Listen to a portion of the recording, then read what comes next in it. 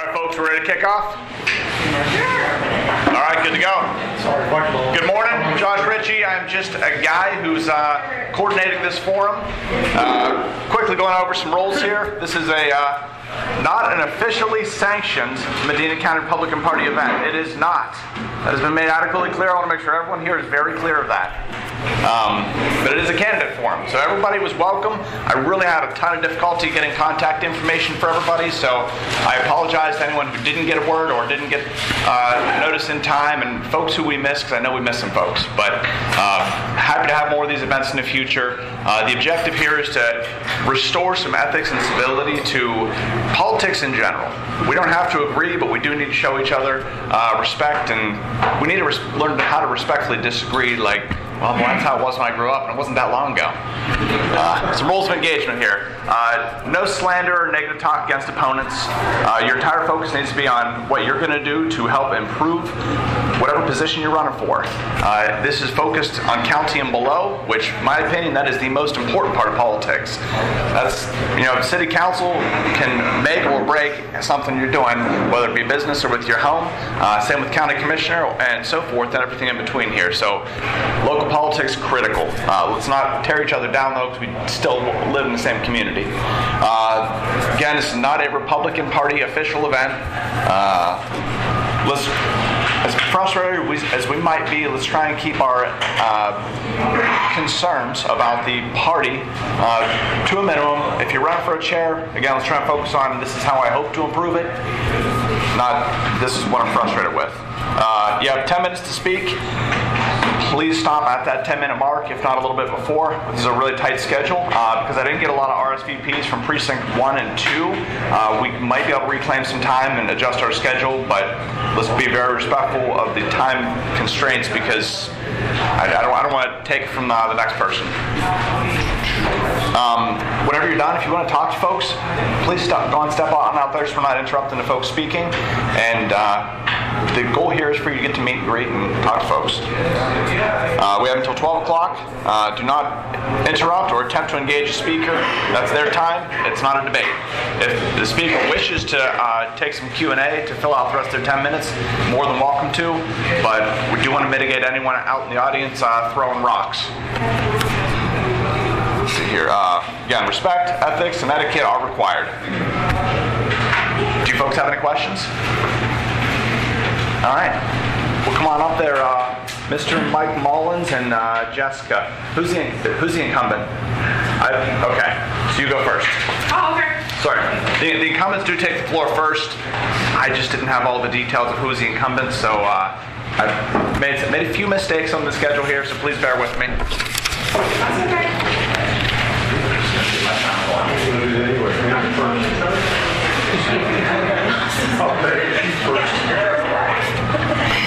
I was going to suggest that. Huh? I was going to suggest that. Women first. Oh, ladies first. Ladies first. So, if y'all want to, y'all can pass those down. If you don't want to. If you don't want it, you don't have to. Come in. It's okay. Pull up the chair.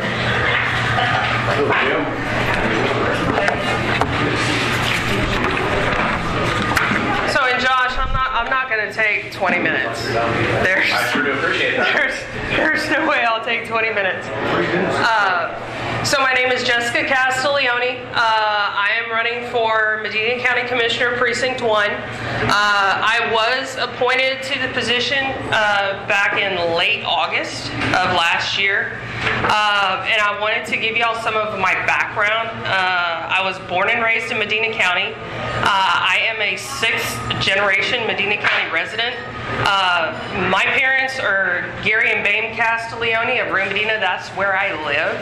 I actually restored the house of my great-great-great-grandfather, Max Bame, which was the original homestead. I have 2 kids, Marin and Morgan. The oldest one is in college down at Texas A&M Corpus Christi. The other one is actually a junior at Medina Valley. Both of them are really great, really smart. My husband, Matt, and I have been married for almost 25 years. We'll celebrate our 25th anniversary in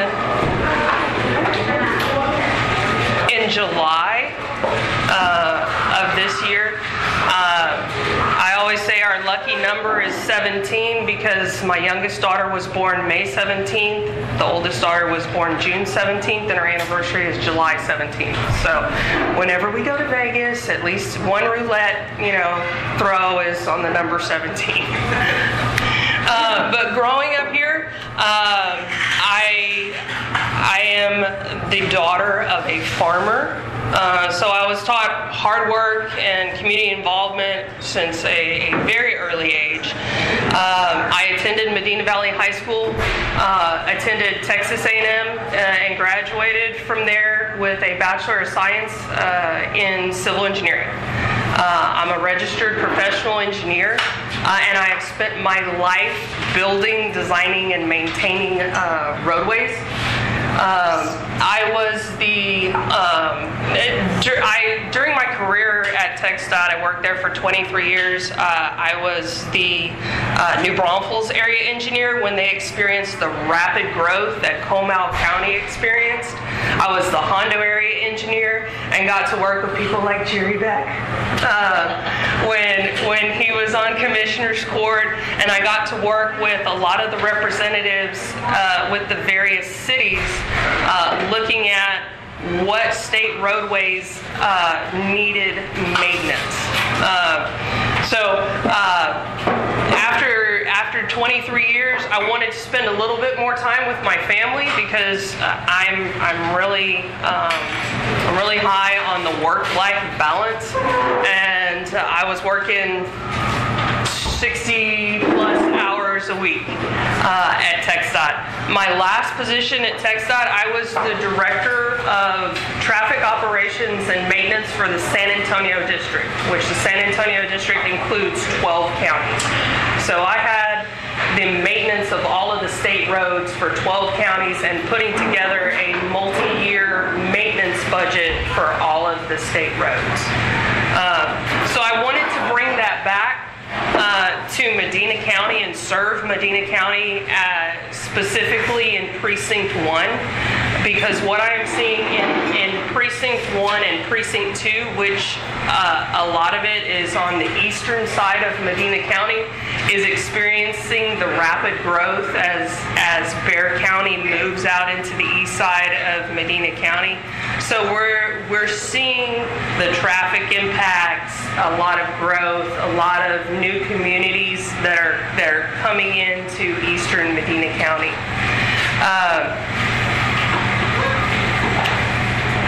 One of the things when I got appointed in late August, I drove all of the roads in my precinct, and I have 340 lane miles of roadway. A lot of them need some work. A lot of them need expansion just because of the growth and the amount of traffic that we are seeing on our county roads. So I'm working to come up with a multi-year maintenance plan for my precinct to be able to continuously improve the roads in the precinct. Some of them are seal coated. Some of them are still gravel roadways. But I bring a lot of experience with all my years of maintenance at TxDOT on how to continuously improve, say, for example, a gravel road. When a gravel road gets bad, usually you have somebody go in there with a maintainer and rework that gravel road. What I'm having my guys do right now is when they're reworking the gravel road is to put what's called emulsion into the mix. It's basically a mixture of oil and water. And what that does is over time it will bind that material together and provide a waterproof surface. And if you do that probably 3 or 4 times when you're regrading a gravel road, it'll eventually give you a hard enough structure where you can come back and place a seal coat over top of it, and now it's a paved road. So investing in our roadways to make them better over time is one of my goals. Another thing is, as a lot of people know, all the way from up at the lake, you know, where Bexar County and Medina County intersect at 471 and 211. You have a lot of growth. Same thing down here in Devine and Lytle. As you're coming down 35, you're experiencing a lot of that growth.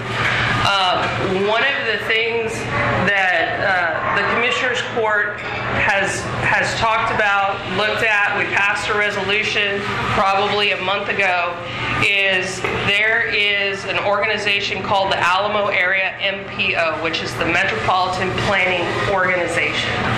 And the Alamo Area MPO is an organization that takes money from the federal government and selects projects that can either be expanded or new projects in the area where the MPO is. Now, right now, the Alamo the MPO is Bexar County, Comal County, Guadalupe County, and a portion of Kendall. Okay? So it's relatively small, but it is a large MPO. And just to tell you how much money they have available over the next 4 years, this organization actually has about, 2 minutes? Okay. Has about $3 billion over the next 4 years to put to projects. Okay? So the last census, there's actually a couple areas in eastern Medina County that meet the population census of urban areas. So Medina County can actually be included in the MPO. Last month, a couple months ago, Commissioners Court passed a resolution in regards to being, a request to be accepted into the MPO. This is really good. We're looking at half of the county right now. Basically, if you take a line from 173, go 173 to the west, and everything to the east of that will be the MPO boundary. The rest of Medina County will still stay in the Rural Planning Organization. But what that does is it opens up funding with the MPO to get roadways, state roadways expanded. I know there's always been issues on 35 and having adequate frontage roads through Devine and Lytle instead of having discontinuous frontage roads along 35, getting them to be continuous and getting them to be one-way instead of two-way.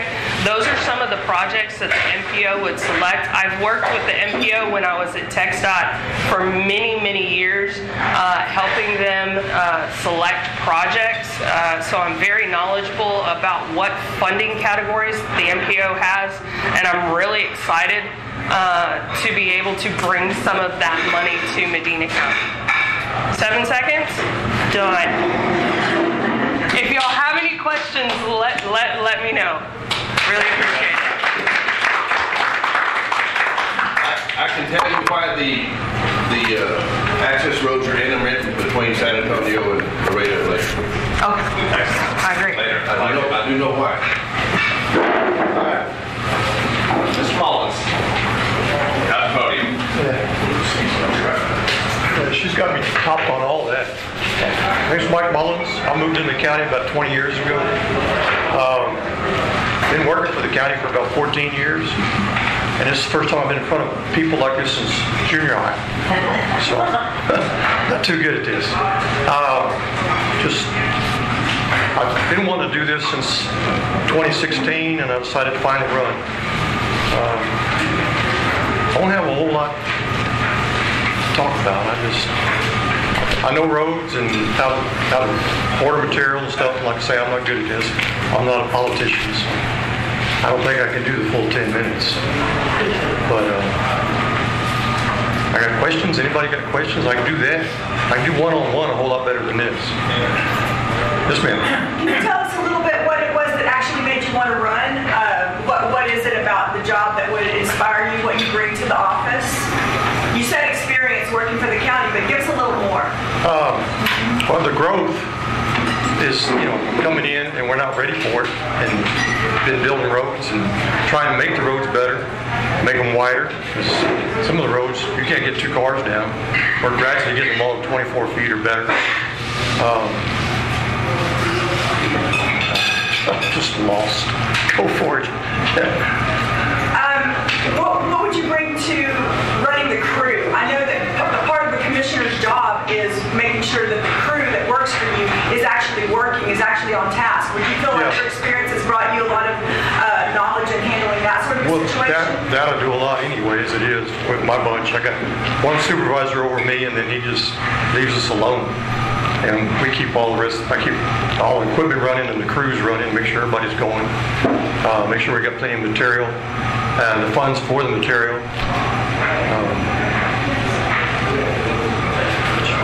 It's just tough. You had it down good. You've been doing it a while. But, I just thought I'd run for it and see how it turned out. Just not good at this. I'm better at working. I've always worked. So a common issue with, any political ops really is, what are the challenges you're facing? How are you overcoming them? Maybe you made a really unpopular decision, helping folks understand why you had to make that unpopular decision that you probably didn't even like. What is your communication strategy on that front? Well, you do it and explain to them why you did it, and then they don't like it. You can't make everybody happy. My question is, how do you go about explaining that to folks? Well, like when we widen the roads and we fix the roads to where everybody speeds down them now, and so they're complaining about that. You either got a tore up road or a smooth road, and you can't make everybody happy. You just can't. And so we try to explain to them, well, do the roads. That's what your tax dollars are going for. Fix roads and keep the right-of-ways clear, the brush cut, trash picked up, all that stuff. Keep the equipment on the road. I'm just not good up here. So it's something I wasn't expecting to have to do.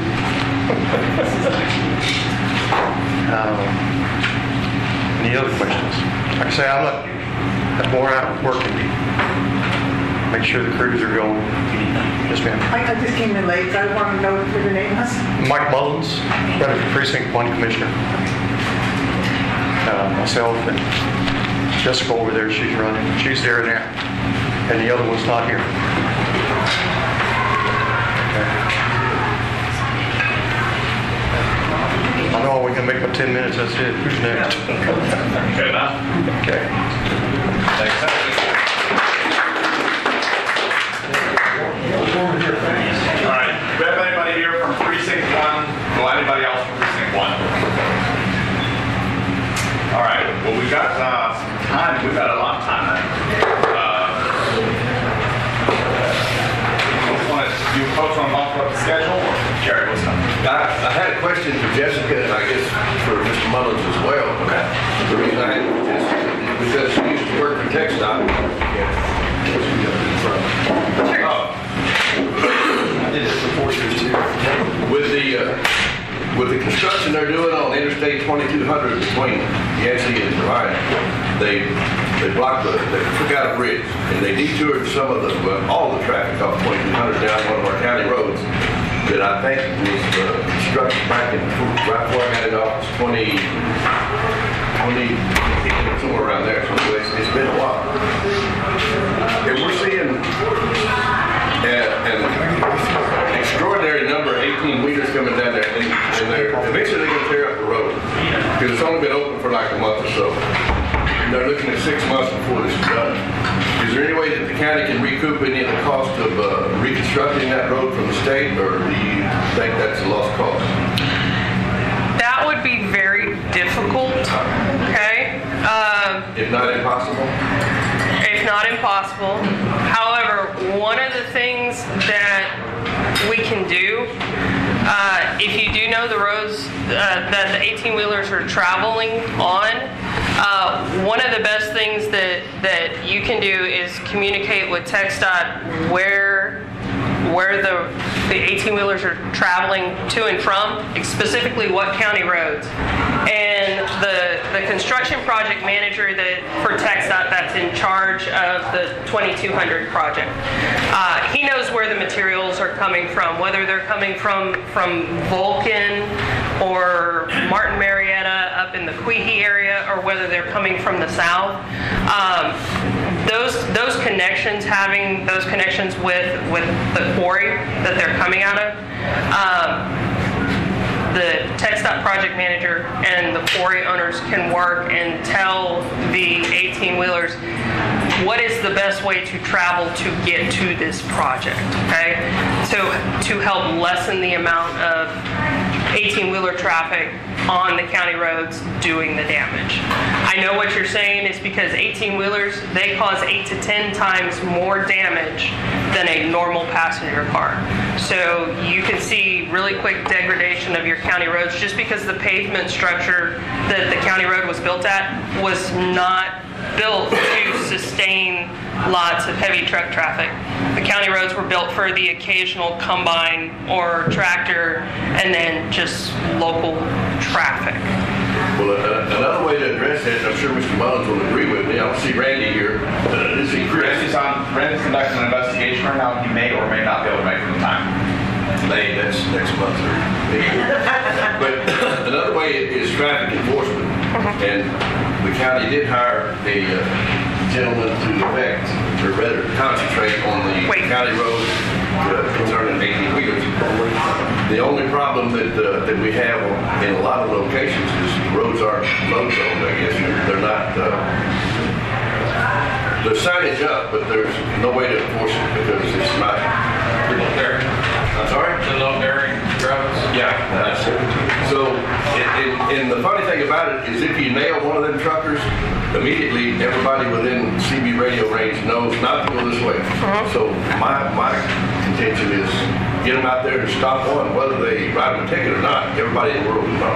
Correct. But that's a law enforcement problem. You are chasing the truckers. Yes. I got a question. Any county folks running here would be good to bounce this off on. So the problem we're having over here about Walmart is we signed off, well, is it a problem or is it an opportunity? And that's my point here is we signed off on a road that is not up to specs, which a lot of them aren't, but trucks keep parking there. You can put up all the signs we want, but you're not effectively enforcing any regulation. Why not have a permit fee or a parking meters? I mean, for that specific one, parking meters, hey, you want to do it? Just give us some money so we can repair it. So in these roads that are getting too much damage, hey, you can come on through, but you're going to have to pay. This is a toll road for trucks or something to that effect. I don't know the legality of this, but more creative ways than the hammer of the state. We're going to fine you. Well, you're always chasing after a problem. Instead of folks want to do it, they're going to find a way to do it. Just like yard sales in town here or a fire or whatever. People are going to do whatever they're going to do. So if you make it easy and collect a little bit of money, it's cheaper and easier for them to just give you a little bit of money and do what they're going to do anyway, rather than you have to continuously chase after them. What are your, Chris, I don't know anyone else running for commissioner seats here, but what are your thoughts and ideas to get after it in a more creative way like that? Are you specifically talking about the road going to Walmart? I'm talking it county-wide. So Jared will have a problem with 18-wheelers on some of our county roads tearing them up too much.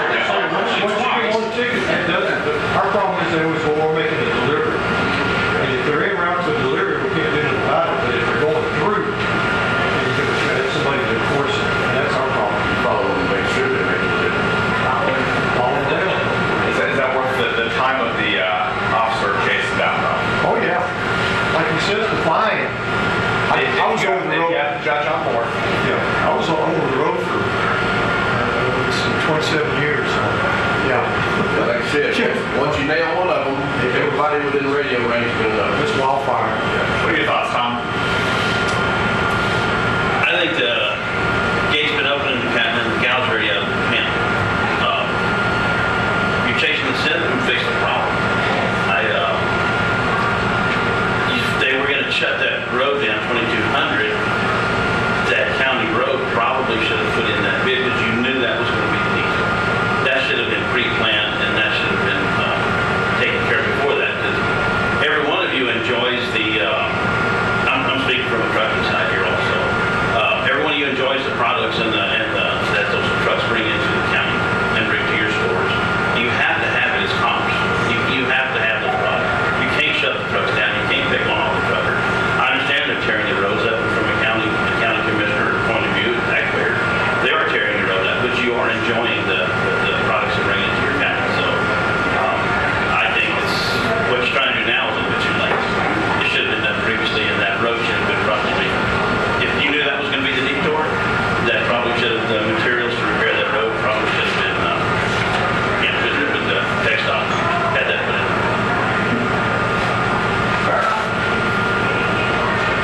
All right, any other questions, comments, concerns before we move on here? I'm going to bring up Arnie. I think is Jerome here from Precinct 2B?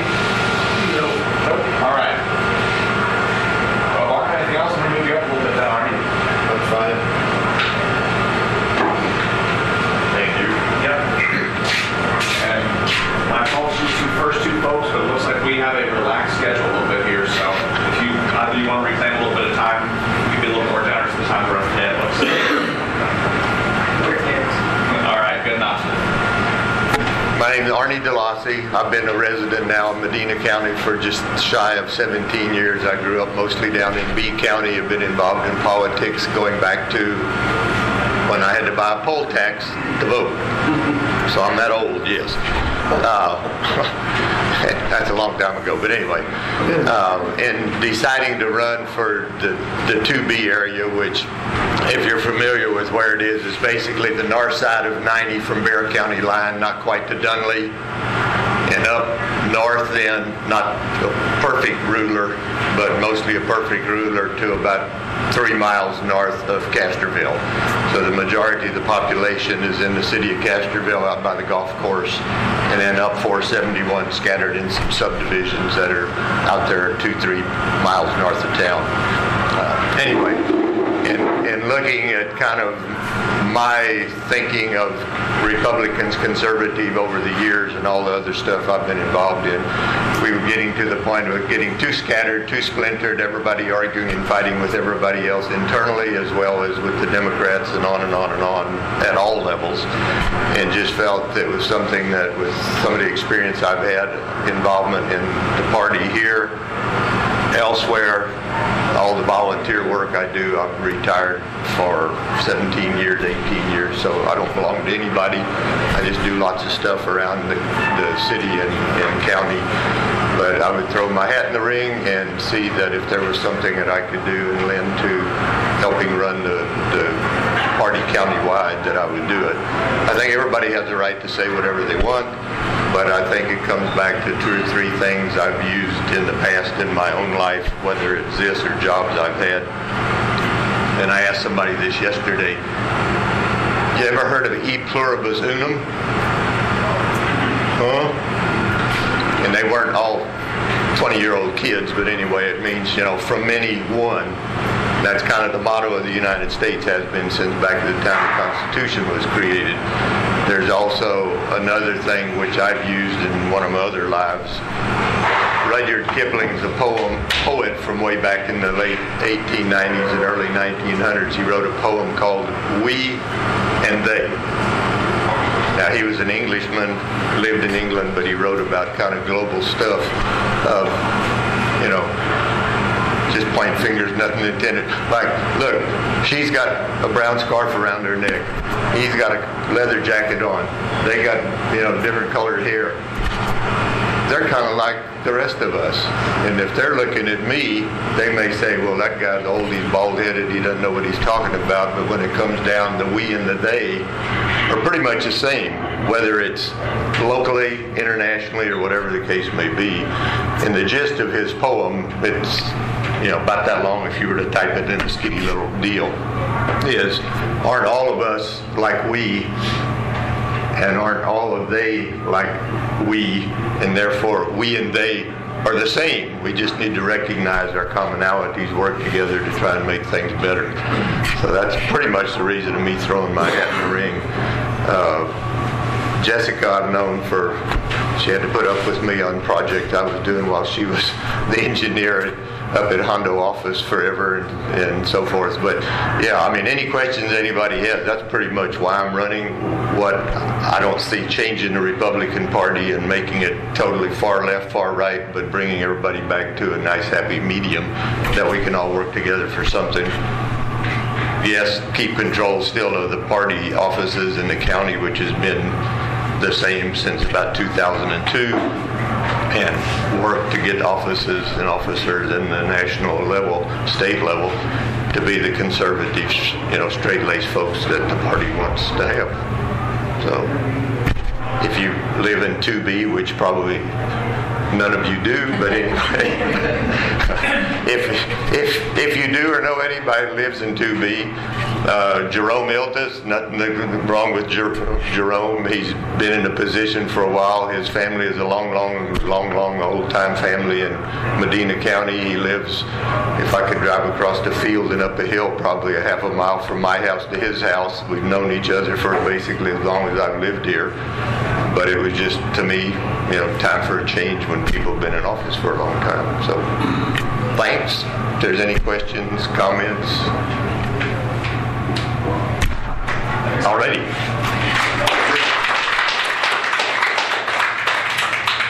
Right, do we have anybody else from Precinct 1 who wants to speak? Anyone else from Precinct 2 who wants to speak? Moving right along. You sure are. All right, now we're moving on to Precinct 3. Who do we have here from 3? All right, who's an incumbent? All right, come on down. You're going from 2? Sorry? So there's no one from 2C? Nope. If they come on later, we can probably squeeze them in. All right, go ahead and introduce yourself. Good morning. And thank you, Josh, for organizing this event, and for all of y'all for coming out. It looks like I'm going to be preaching to the choir for the most part on this. But I'm glad to be here and glad that y'all are here. I do not want to listen to myself talk about myself for the next 10 minutes. And so I'm just going to hit some highlights and a few basics, and we'll move on from there. My name is David Lynch, and I am currently the holder of the extremely popular position of County Commissioner in Precinct 3. My wife, lovely wife Michelle, and I have been married in September. Will be 40 years. We're both fifth-generation Medina County residents. She grew up in Dunley and went to Medina Valley school system. I grew up in Hondo and attended that school system. We chose to build our home and raise our 4 children west of D'Hanis. So, of course, they went to the D'Hanis public school system. They are all grown and off enjoying their adult lives now, and Michelle and I are enjoying being empty nesters and enjoying being grandparents. Most recently, 2 new baby girls, one in January and one born in February. So we are very blessed to be where we are in life. I became commissioner in 2019 after spending most of my adult life in the construction business. I was the president of Lynch Co. Incorporated, which was a concrete foundation company for about 25 years, and that kind of expanded into becoming a home building company. So we've done some custom home building and some spec home building. We would still entertain doing some of that if the perfect job fell into our laps at the perfect time. Michelle is kind of a closet designer and very good at that, so we've enjoyed being in the construction industry for a long time. In my time as commissioner since 2009, I have served alongside 3 different county judges, and at this point, 9 different county commissioners. I am currently serving in my 8th year as the county judge pro tem, and I have recently been appointed as the secondary investment officer. The jury's still out on that, how that's going to all work out. Thank you very much, Jennifer, for that opportunity, but I'm looking forward to that. The county is not the same as when I first became a commissioner.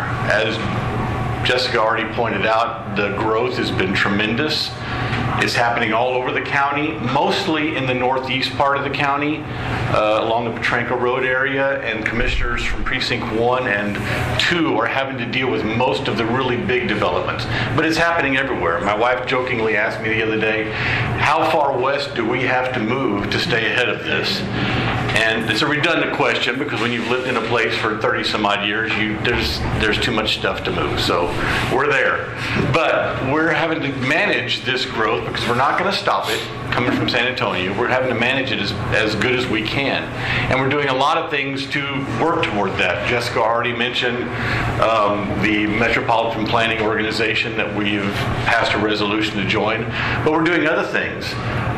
Specifically, the commissioners in that region, along with the backing of the rest of the Commissioners Court, are encouraging developers to utilize certain mechanisms like public improvement districts.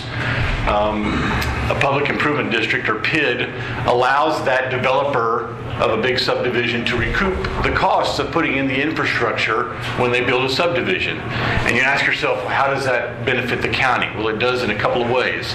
Number one, that developer is allowed to levy an assessment. You can call it a tax if you want, but it's an assessment on the people that purchase within that development only. It's not an assessment on anybody else in the county. And that assessment that they pay yearly goes to the developer to recover the costs that they have spent to put in the infrastructure. That includes county roads, or roads that would normally be county roads. They become private roads, and they are maintained within that subdivision by the people that live in that subdivision. So it's not a burden on the taxpayers and the rest of the county. Another thing is, a public improvement district requires the buy-in and the participation of the county government. They can't do it without us, and so that gives us a little bit of leverage to tell that developer, you know what, our subdivision regulations say this, but we want to go a little bit extra. We want you to put a little bit extra in this subdivision.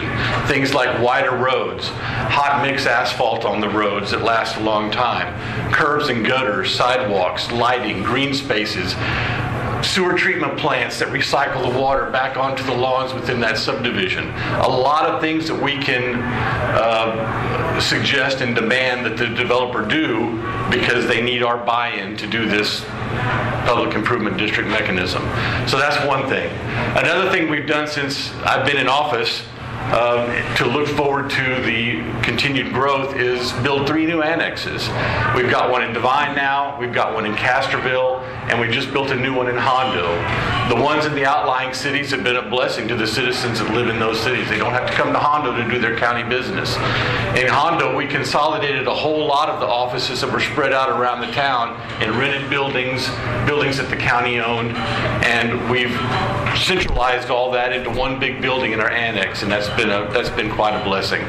We're also fixing to renovate the courthouse without touching the wings, which I know was an issue in years past. So the courthouse is going to be updated and brought into this century, more or less, with updated technology, and this was we procured some grant funding to finally get that done. We've also purchased a bunch of property in the downtown area of Hondo in anticipation of more growth. As the county grows, the services are going to need to expand, the departments are going to grow, and we need space for parking, we need all of those things. So we have a little bit of land. We're not completely landlocked around our new annex. We've built a new county jail. We've doubled the size of the beds in the county jail. Unfortunately, as population grows, so does criminal activity, and we want to make sure that our sheriff's department has the tools that they need to take care of that. Since I've been in office, we have spent literally hundreds of thousands of dollars a year on housing our inmates in out-of-county jails.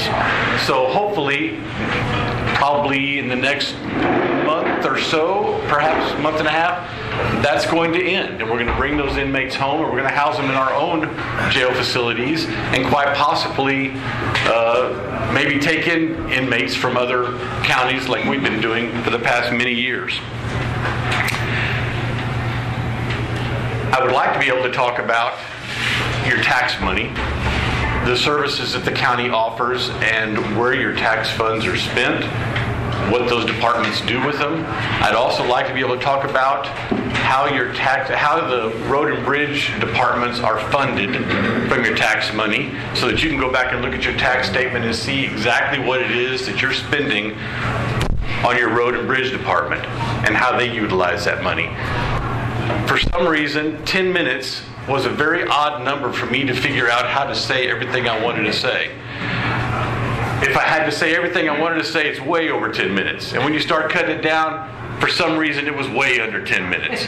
So I'm not sure why 10 minutes was such a difficult amount of time, but if there's any questions that anybody has that I can answer right now, I'd be glad to attempt that. If you have a question that you want to pose to me later on, if you live in Precinct 3, you probably already have my phone number. My personal cell number is the best way to communicate with me, and it's out there.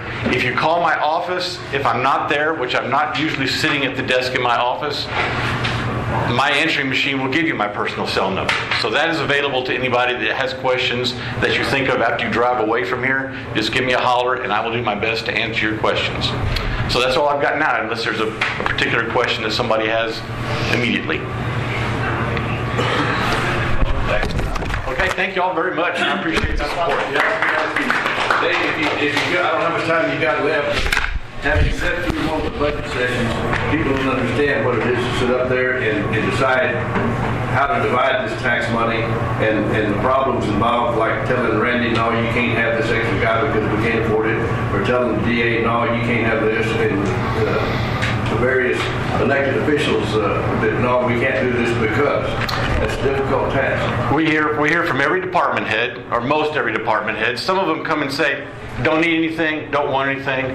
That's usually not the case. So every department head that has a need or a desire to improve their office, improve their personnel, improve their staff, improve the way they function, comes to the Commissioner's Court, and we have to decide how much money we have to give. It's a balancing act between what you're allowed and what you desire to tax the citizens of the county, which we are all citizens of that county. Nobody wants higher taxes.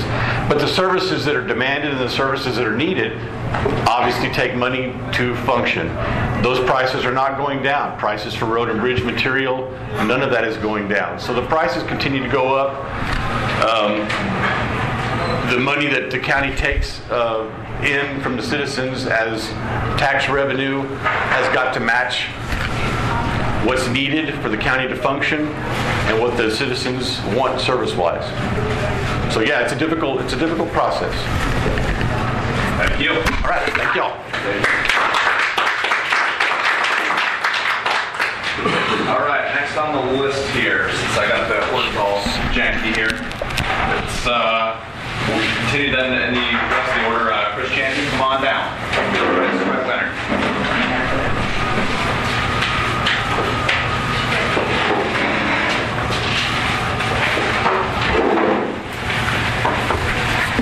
My name's Chris Champion. People ask, well, where are you from? Well, I'm originally from the Rio Grande Valley. Well, how did you get to Medina County? I got here through a Post-it note. True story.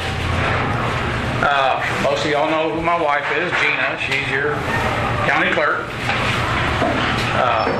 That's how we met. We met through a Post-it note. And the rest is history. So we got here as soon as we could. After 20 years of working with the state of Texas, I understand. That's enough. Where do you want to go? I want to go home. Go home moments where I hang my hat. What I do is I give everything I got with everything I do. That's just the way it is. Whether it's actually family, friends. All I know is one thing, is that God put every single one of us on the face of this earth for a purpose. That's what I look at. So what is the purpose? It's to be a public servant, to serve one another to the best of your ability. So my background is law enforcement. Started in 1982. Then Rio Grande Valley, and then after that I ended up working with the state of Texas. Did that. And I've actually come to Medina County, and I'm now working with Sheriff Randy Brown. Challenges are all the time, so I understand about the budget processes. We look at that each and every time, because for us, we look at 3 lists. A need list, a want list, and a wish list. We focus on your need list. That's what we have to look at. And you, the public, you're the ones we serve. So we have to listen to what you're telling us. So what people tell us, we go back and we would tell the commissioners, hey, this is what we need to look at. As we talked about, Earl Heath, we got lucky. Okay? Commercial motor vehicle lieutenant, retired from DPS. Lots of experience, lots of knowledge. We brought him on. He's working part-time. Could he actually stop all these trucks going and damaging the roads? No, he can't. It's impossible. You know, when I first got here, we're running maybe 3 or 4 deputies per shift. So then you have to learn, the fact is how to lead people. Lead those deputies, actually keep them positive, working for a common goal. Is to be the best public servant you can be. And that's what I always look at. It's not about me. It's nothing to do about me. It has everything to do about you. And what can I do to help you? Because if we can't help one another, why are we here? Why are we here today? Everybody has a vision. I believe in my heart, wholeheartedly, that each one of us has a vision. And that's fantastic. Your vision may be different than my vision, but I'm not going to say it's wrong. I can't. I just think in my mind, it's a little better. Is it going to be perfect? Absolutely not. Who in here is perfect? Not any one of us. But we can strive to be better than we were yesterday. What did I learn? You know, I'm thinking the fact is, you're running for a commissioner position. What do you know about the roads? Well, I traveled in working for the sheriff's office. And sometimes, I hate to say that, at the end of the day, your back hurts. Going down these roads chasing the bad guys. So, but then if we work together and we unified everything together, you look at Jessica, the knowledge that she has, that's fantastic. She becomes a subject matter expert everybody can tap into. And that's what we've always done in law enforcement just as well. So we work together. Your vision, my vision, everybody's vision together is what we're looking to achieve. That's what we need to do as the county. This is our home. Those roads, everybody's subdivisions, that's our backyard. So what do we want to see? We want to see everything good. That's what we're looking for. So how do we do it? Individually? Nah. That ain't going to work. And I go back to the law enforcement venue. Okay. Search warrants. That's what we're doing. It's been crazy the last week. I can't even tell you how many we're doing. Can one person just do the search warrant? You know. No, that ain't going to happen. You're going to need a team. But the thing is, if you have a vision and you say, hey, this is what we're trying to achieve, and we need to go get this, then everybody's going to work for that mission. However, the other thing is I totally believe in my profession as well now, that I have to work side by side with you. I'm going to sell the vision. This is what we're looking for. And because the fact is, this is your idea. This is your idea. Let me weave mine together. We're going to have a great idea, and let's work together to go get it. So that I have to work side by side with everybody. I don't care who it is. But for those that actually you're leading, then you're actually behind them, pushing them for success. Because a person with the knowledge who's not willing to share it is worthless. If you have the knowledge and you're willing to share it and help somebody else succeed, the sky's going to be the limit. I promise you. I've seen it for over 40 years. This October, the 19th, will mark 42 years of police work for me. Sheriff Brown says, I hope you lose. Wow. Well, because I don't want to lose. And it's very humbling. I've been very humbled of the people that I've met here recently. Very humble. And I remain humble. But I'll tell you this much. My daddy told me when I was probably 8, 9 years old. He said, son, me and your mama thought a long time about what to name you. I said, yes, sir. We're sitting in a deer blind. He said, so we gave you a name. But this is your challenge, son. Every day you will wake up and you will have to polish that name. Because the day you don't, it's going to tarnish and you'll never have the same shine back. He said, you never look down on any person. And he said, a man. Unless you're doing one of two things. Helping him up or admiring his boots. I just stay humble. I'm here to help. I don't care what it is. And I've told people, I can't vote for you in a different precinct. That's okay. Here's my phone number. Call me. I don't care what it is. We're talking Tom. I said, here I'm helping my neighbor fix her sprayer on her tractor. Other neighbor called me. I'm in San Antonio. Can you go feed my dogs? Absolutely. But that's what we should be doing with each other. It's not a fight. It's a fight for everybody. So yes, if we actually work together, in this county, the sky's the limit. I guarantee you this. And we would prevail. We'd be the county that everybody wants to come and move to. Because it's not just about fixing a road, it's about every department within this county to function together. The sheriff's office can't function without the commissioner's court, and if we can't function without Jennifer doing her job. We can't. Checks and balances, that's what we have to do to give back to the people and saying, here's my transparency, here's the money that we spent. This is what we have left. This is all we can do. Because I'm going to tell you this, and I'll leave you with this. The key thing to anything I've ever seen is communication. If you show me an organization that does not communicate, I'm going to show you one that will fail. For us, is we turn around and we listen to understand, not just to respond. And that's what we have to do consistently. And if you do not believe communication is a key, for those of you who are married, significant other, go home for the next 30 days and don't say a word to them. Then you tell me how that went.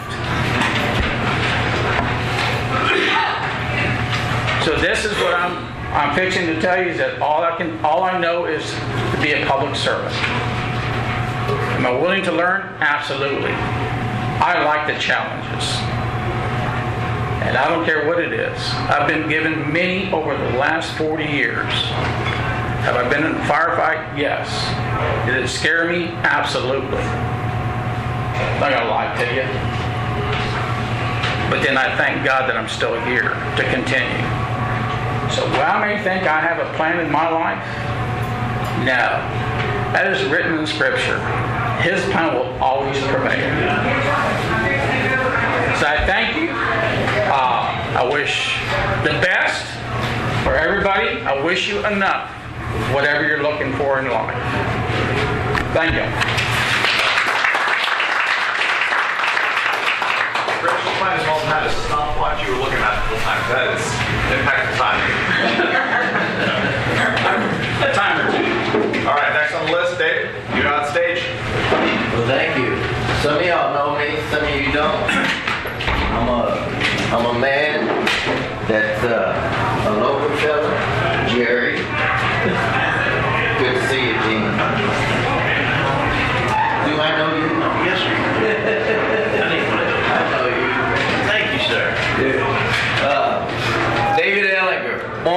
in Hondo in '56, raised in Devine, a native of Devine. All my life, I'm one of 12 children. I have 6 other sisters that are alive and well, and 5 other brothers, and I'm halfway. They used to call me number 6, so here I am, born December. My dad would say, you were one of the best gifts to me. He said, what do you mean by that? He said, December 30th I was born, so I either got my birthday present on Christmas Day or January the 1st, the new year. They skipped my birthday for some reason. I said, okay, thank you. 20 years Navy, from 75 to 95, retired as senior chief. And that tour of 20 years was interesting. I had a good time going around the world twice on, it was no Love Boat, aircraft carriers, 4 different ships, 10 years out at sea watching my bride on the pier as we watched our ship depart and going overseas for years at different seasons of tours. I've been to Jerusalem 6 different times, Persian Gulf. I went over to the West Coast watching a volcano erupt over there in the Philippines and Singapore. So I've been around the world a couple of times. And all of those lessons you learn in the military are structured and you're indoctrinated into a lifestyle. Coming out of the military, you got to release some of that and return to civilian life. And when I did that, I came back to Medina County. One of the challenges I started with was your taxes. A just value for all the appraisals in Medina County. I worked with John Ed Dixon, the chief appraiser today, who was the different chief at the time. And he was,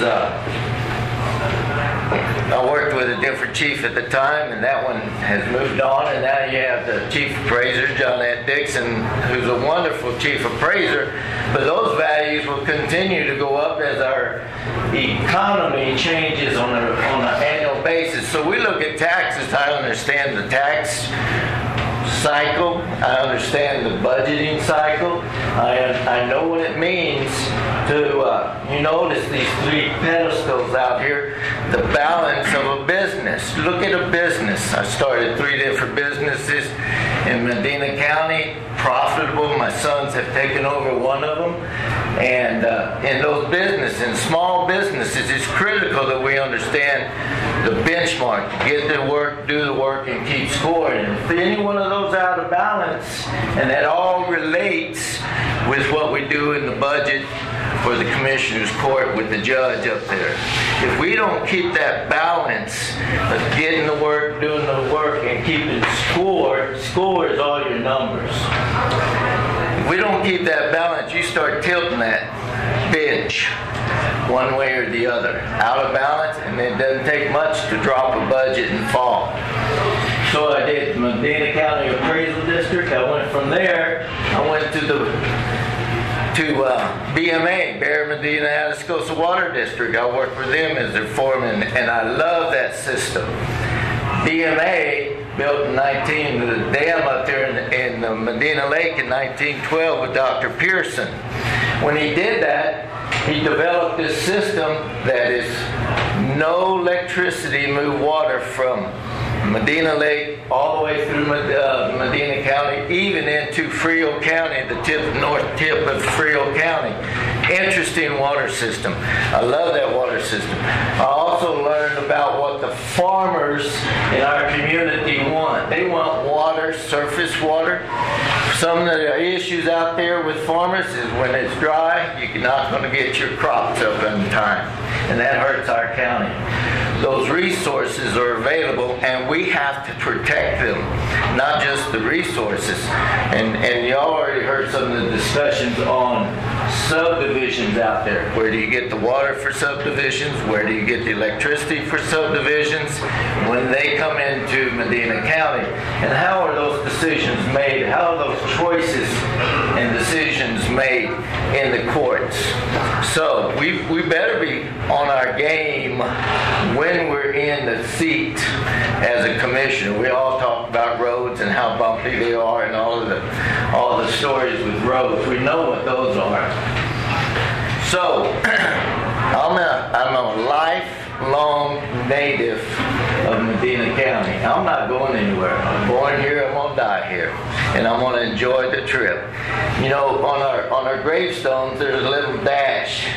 You're born this date, you die this date. What do you do in that dash of your life? Are we contributing to the county where we were raised in? Or are we just moving around? In that little dash of time, and it's not much time, 80 years. My folks, one of them died at 93. My grandpa was 94, 95. In that little dash of time, what are we doing to contribute to our neighbors and helping them? We need to consider that every day.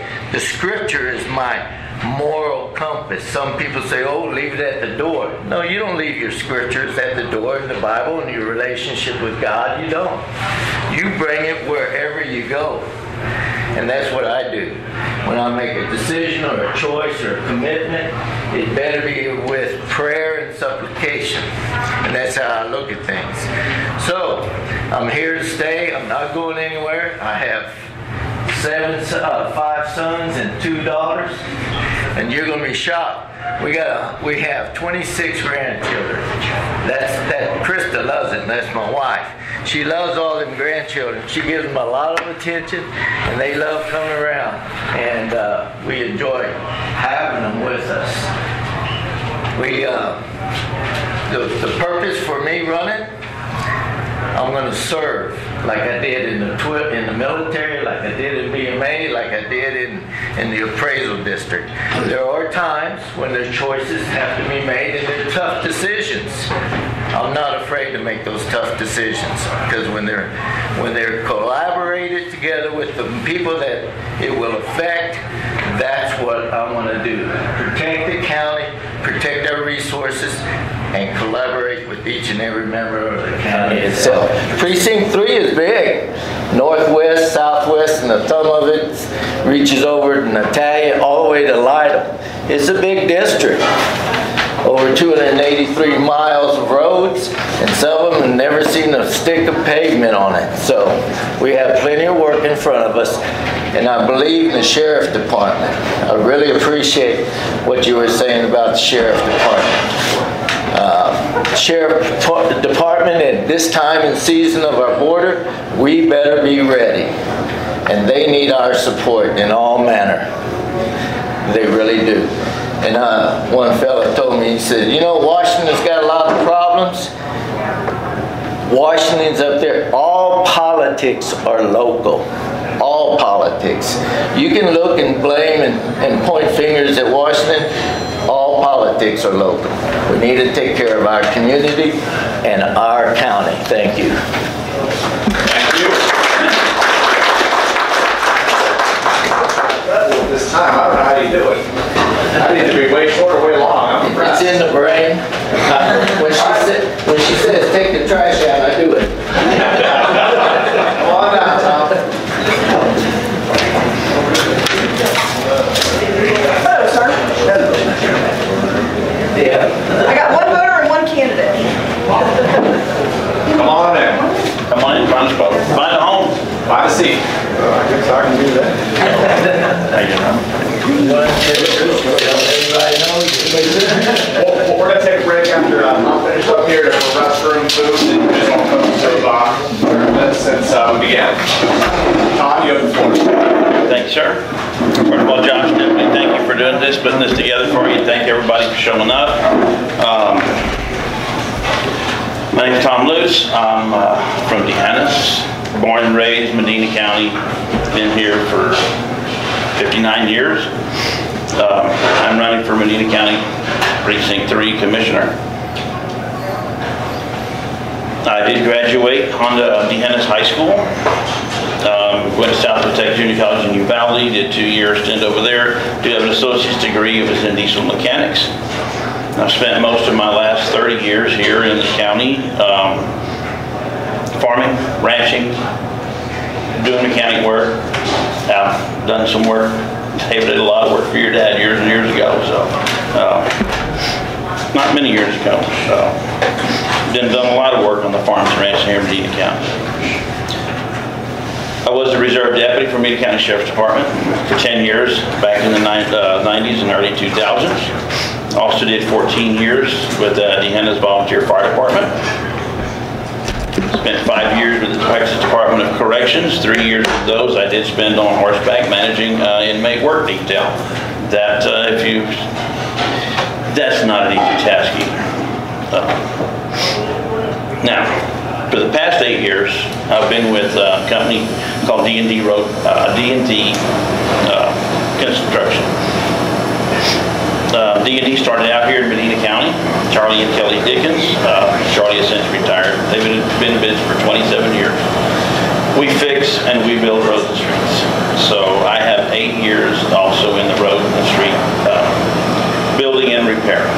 So I feel I bring a great deal of knowledge.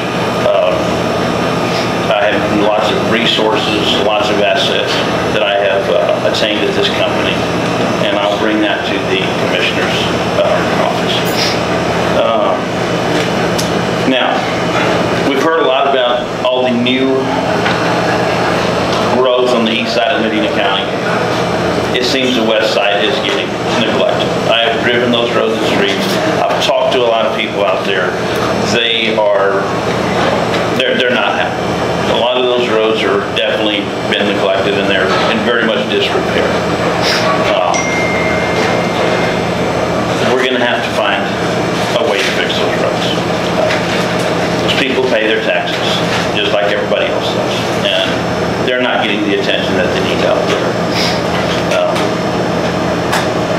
Road street repair, of course, obviously is only a part of the commissioner's job.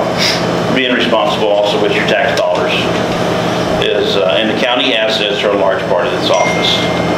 I also have that responsibility in the place I work now, in management. I have been entrusted by the owner, by my boss, with several $1 million worth, actually all of his equipment.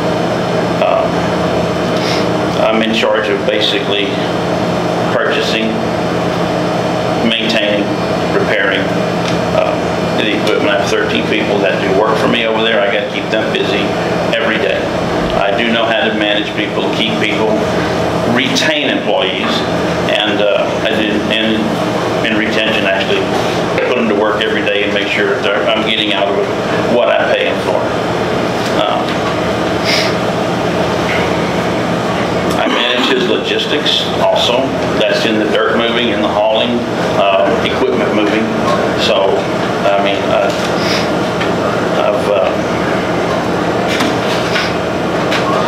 he's given me a lot of responsibility, and I've been, so far he's happy. I've managed to live up to what he's asked me to do. Now, I think this office needs a little bit more transparency with the taxpayers' money.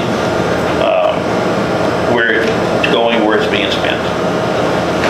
I know we've made several large purchases here recently with our tax dollars. I find several people out there that don't even know we bought the community bank building. We don't know that we bought the Hondo National Bank building. They would like to know that probably before we spend their money, which I firmly believe in transparency.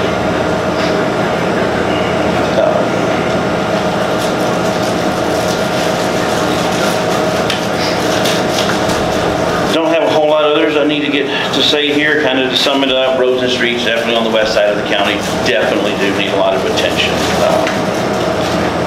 I have knowledge, I have resources, and I have experience to get a lot of this done. We need to find the money, obviously. Taxpayers do need to know where their money is being spent, and I do believe there's probably some fat that can be trimmed in the budgets. Pretty much all I got. If anybody has a question or two, I'd be more than glad to. Just a quick one. What is considered the west side? I'm just going to say Precinct 3 would be the west side of the county, kind of like Hondo 462 up and down, pretty much is the west. There's some jag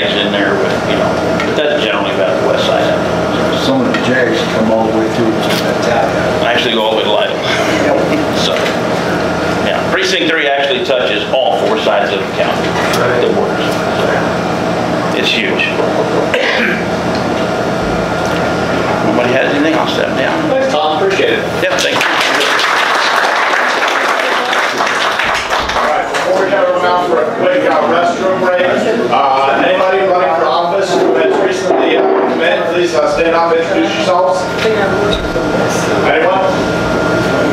All right.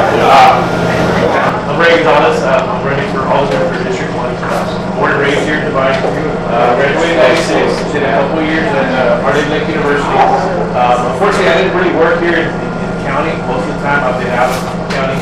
I ran Frio Chevrolet for 3 years. Currently, I have just started a new position at Citibank, so I'll be working for Citibank. I just kind of feel like I need to be part of the community a little bit more and actually see what's going on and try to make a difference. All right, folks, let's take a rest. We'll take 5-10 minutes. Use the restroom. Please order some food from Charlie's Dollar, and let's come on back in here around keep on pushing. With those few words, we're going to kick off our county treasurer spots. So first was James Comey from Precinct 1 Commissioner at a previous scheduled event. He sent me a really long letter that I'm not going to read, but I will pick out a few of the high points. Seriously, whoever said that? Said lifelong resident, 35 years married, has 2 sons in the Marine Corps, a realtor for over 30 years. Let's see here, been on the chairman of the appraisal review board for 3 years. I don't know if that's a good or bad thing, but maybe bring some knowledge with it. Emphasizes the need to manage and support the county's rapid growth through infrastructure updates, road maintenance, and prudent fiscal management. Let's see, his background is contracts, negotiation, and real estate. He feels that uniquely qualifies him as county commissioner. We're in the right place.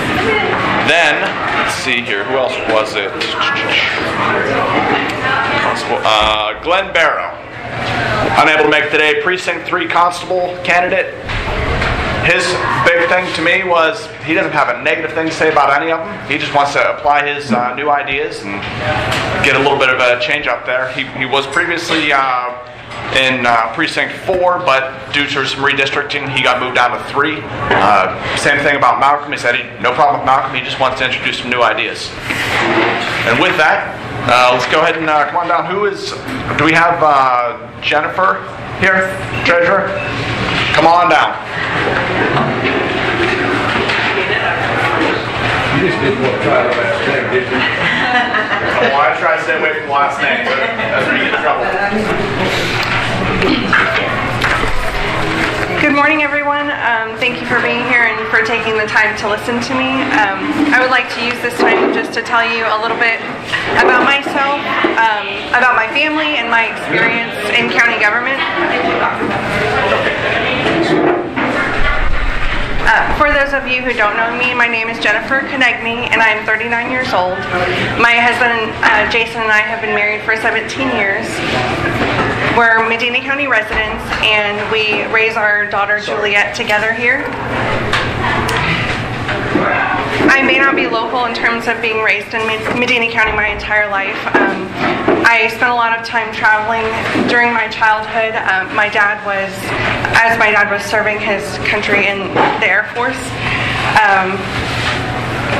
A lot of my summers were spent, though, with my grandparents in Castroville, Jim and Dottie Habe. My grandfather being a 4th generation Habe settler.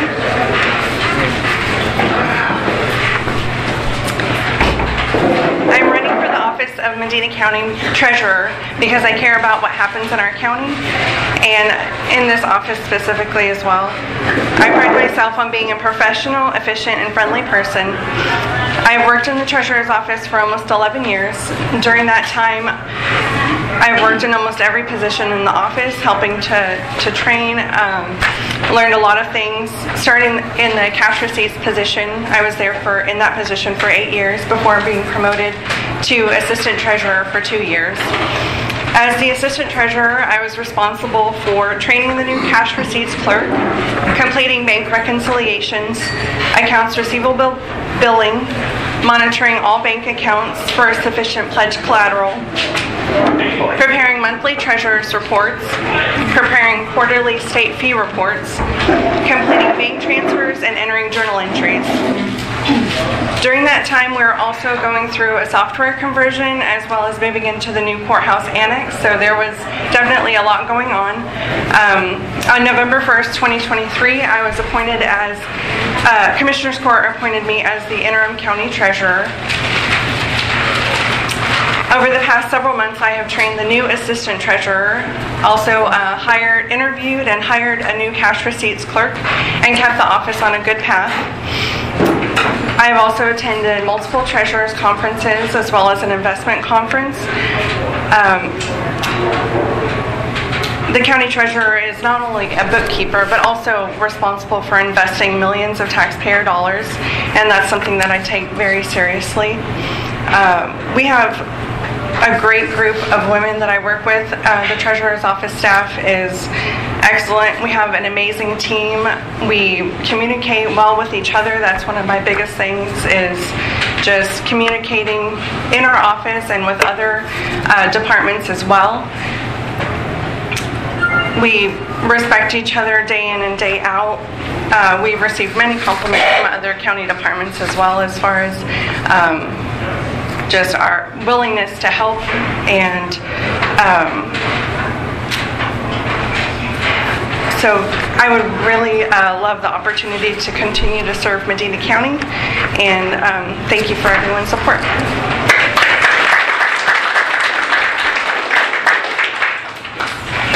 I'm interested when you said that the county treasurer's responsible for investing millions of dollars. Can you talk about that a little bit more? Are you suggesting that it's on your authority that you're doing that, or what's the actual process for how those millions of dollars get invested?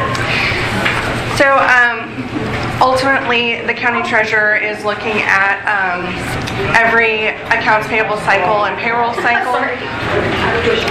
We're looking at what is being spent and compared to the cash that we need to have on hand. And currently, the decision is made if it is general fund money. There is communication with the treasurer and the county judge as well to make the decision if we're going to purchase CDs. We use local investment pools as well. Just looking at, interest rates, what's the best option, how long money can be tied up for, or with our local investment pools, we're able to transfer money in and out really easily. So ultimately, it is the treasurer's decision. In the past, we have had an investment committee as well, where there's multiple members, whether it be a commissioner, auditor, county judge, and I may look at doing that in the future as well, just to have more eyes and more knowledge of what expenses are going to be coming up and what we can, ultimately do with the county's money. Yeah, because I would find it hard to imagine that the commissioner court or the county judge doesn't have the final decision on that. I mean, that is surprising to me. I'm surprised to hear that. Not the treasurer can't be educated enough to do it, but I would think that it's our taxpayer dollars. They should have the county commissioners involved and the judge. Right, and by statute, there's only certain things that we can invest in. So it's not like we're able to just go and invest wherever we want to. There's set. So there's set guidelines that make it within those parameters. Correct. Okay, that makes a little bit more sense. Yeah. Yes, sir. You may have said it, I may not have heard it. The types of investments, types of companies, whatever, what kind of things do you invest the money in? So currently we are investing with a company called TexPool, and they are a local government investment pool. They work with not only other counties, but other entities, school districts. I don't have the numbers in front of me, but their portfolio is, as far as... what's in that? What kind of things are in the portfolio, I guess? Well, that's one thing that we're not really ultimately making that decision as far as what specifically is being invested in. So I'm not exactly sure, as far as that question goes, but.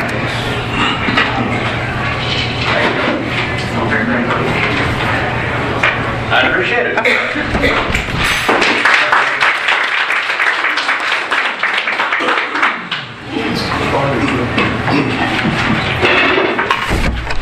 Hello, good morning again. I'll say it too. Thanks for coming. I'm Deborah Graff. I'm running for Medina County Treasurer also in the Republican primary. I am a small business owner in Hondo. I am CEO, CFO, operator, maintenance, done it all for my own business for 38 years. I'm the second oldest of 6. My parents' ancestry is like off the charts, both sides. My husband's, mine, all of us here in Medina County. My husband and I chose to live here and raise our children in Medina County. I'm a Christian conservative, and I share those values. We have 3 wonderful sons, all grown, successful, and are part of, have 3 children, 3 sons, 3 daughter-in-laws, and 5 grandchildren. All, pretty local. They have all stayed right here, and they also share those values. I opened my business in Hondo so that I could stay close to my children's school and attend all their events. I volunteered for every school fundraiser and served as treasurer because no one wanted to do that job. I am very meticulous and thorough with funds that are raised. Every penny is accounted for and will bring that same level of detail to the job. As a business owner, I know to keep track of my income and expenses. I have a budget that I manage and live within my means. These are skills that I bring to the job of Medina County Treasurer. So, I know this county. I'm a dedicated and involved participant in the city and county affairs. Running for office is the next step for me. I want to employ my skills and life experiences to take care of the taxpayers' dollars with responsibility, integrity, and transparency that we expect and deserve. So, one thing that nobody has touched on is I just want to say early voting starts Tuesday, and runs through March 1st, for anybody that may not know that.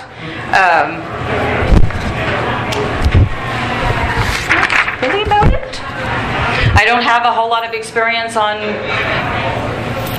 talking about what the job actually is because, obviously I'm not there. But like I said, the skills and stuff of a business, it helps. Because you have to do it all, small business. And I've survived through COVID, through all of it. Raising my children. And it was nice to stay here with family and friends. And again, thanks for coming and feel free to visit with me. I have, I did actually look up one of the things that it's called Texas Prime Pool, Mr. Oblong, and they have 2,500 entities, and they're all municipalities. So it's almost like a stock market for Texas. Are they investing in municipal bonds? You don't get that entity. You can't find that out. But it's called Texas Prime Pools, and the money is invested in those funds within those pools. But it is local in Texas, and there's 2,500 entities. So, just some of the background research that I've kind of started looking up and trying to figure out. Learning. I'm not afraid to learn. I actually was a computer programmer before I did hair. I worked in San Antonio, which was the biggest reason why I left that life to raise my kids in the small community and stay close to home, and ended up having a child that got sick. He ended up having seizures at 2.5, and so it ended up, and I do believe, like Chris Champion said a while ago, that God has us on a path. We are meant to do something if we just listen to Him, and that was what I was chose to do, is to give up the life in San Antonio and traveling back and forth to raise my children here in a small community where I could run over to my child's school when something happened, take him to the ER at 2 in the morning because he had seizures for 15 years. And I was able to manage my business and all of it, all at the same time. Yes, my husband was here to help, but it was nice because families and friends were here. So if I got in a bind, I left people sitting in my chair with curlers in there. I left clients under the dryer because the community is a knit. They're close knit. They'll say, she'll be back. She'll call me back. So I'm glad I made that choice. And like I said, I think our story is written that, and we'll see. This is maybe my next part of my story. Any questions? What programming language, how many years ago? I programmed in COBOL. Oh boy, okay. So it was 40 years ago. I've been doing hair 38 years. So yes, COBOL, RPG, RPG2. I'm sorry? Lotus 1, 2, 3. That was back in the 80s when I was in high school. We actually had trash 80s, we called them. The Radio Shack ones in our VOE class in high school at Medina Valley. Yes. Have you kept up on Python or anything like that? Okay, reason I ask, if anybody in here has the experience, how do we start automating these processes? This county is so far behind the curve. You have to call for everything. Yep. We're paying so many man hours to just do processes from the 80s. Well, it's 2023. AI is now making full-on movies. That's what I'd love to see, and I don't know if you can bring that to the table, especially for finance too, to expedite any of you folks. But just a question. No, I did kind of leave that world behind, so can't answer any of that. But it was, like I said, my career path led me in a great direction, and I'm very grateful that I had this opportunity. Thanks everybody for coming.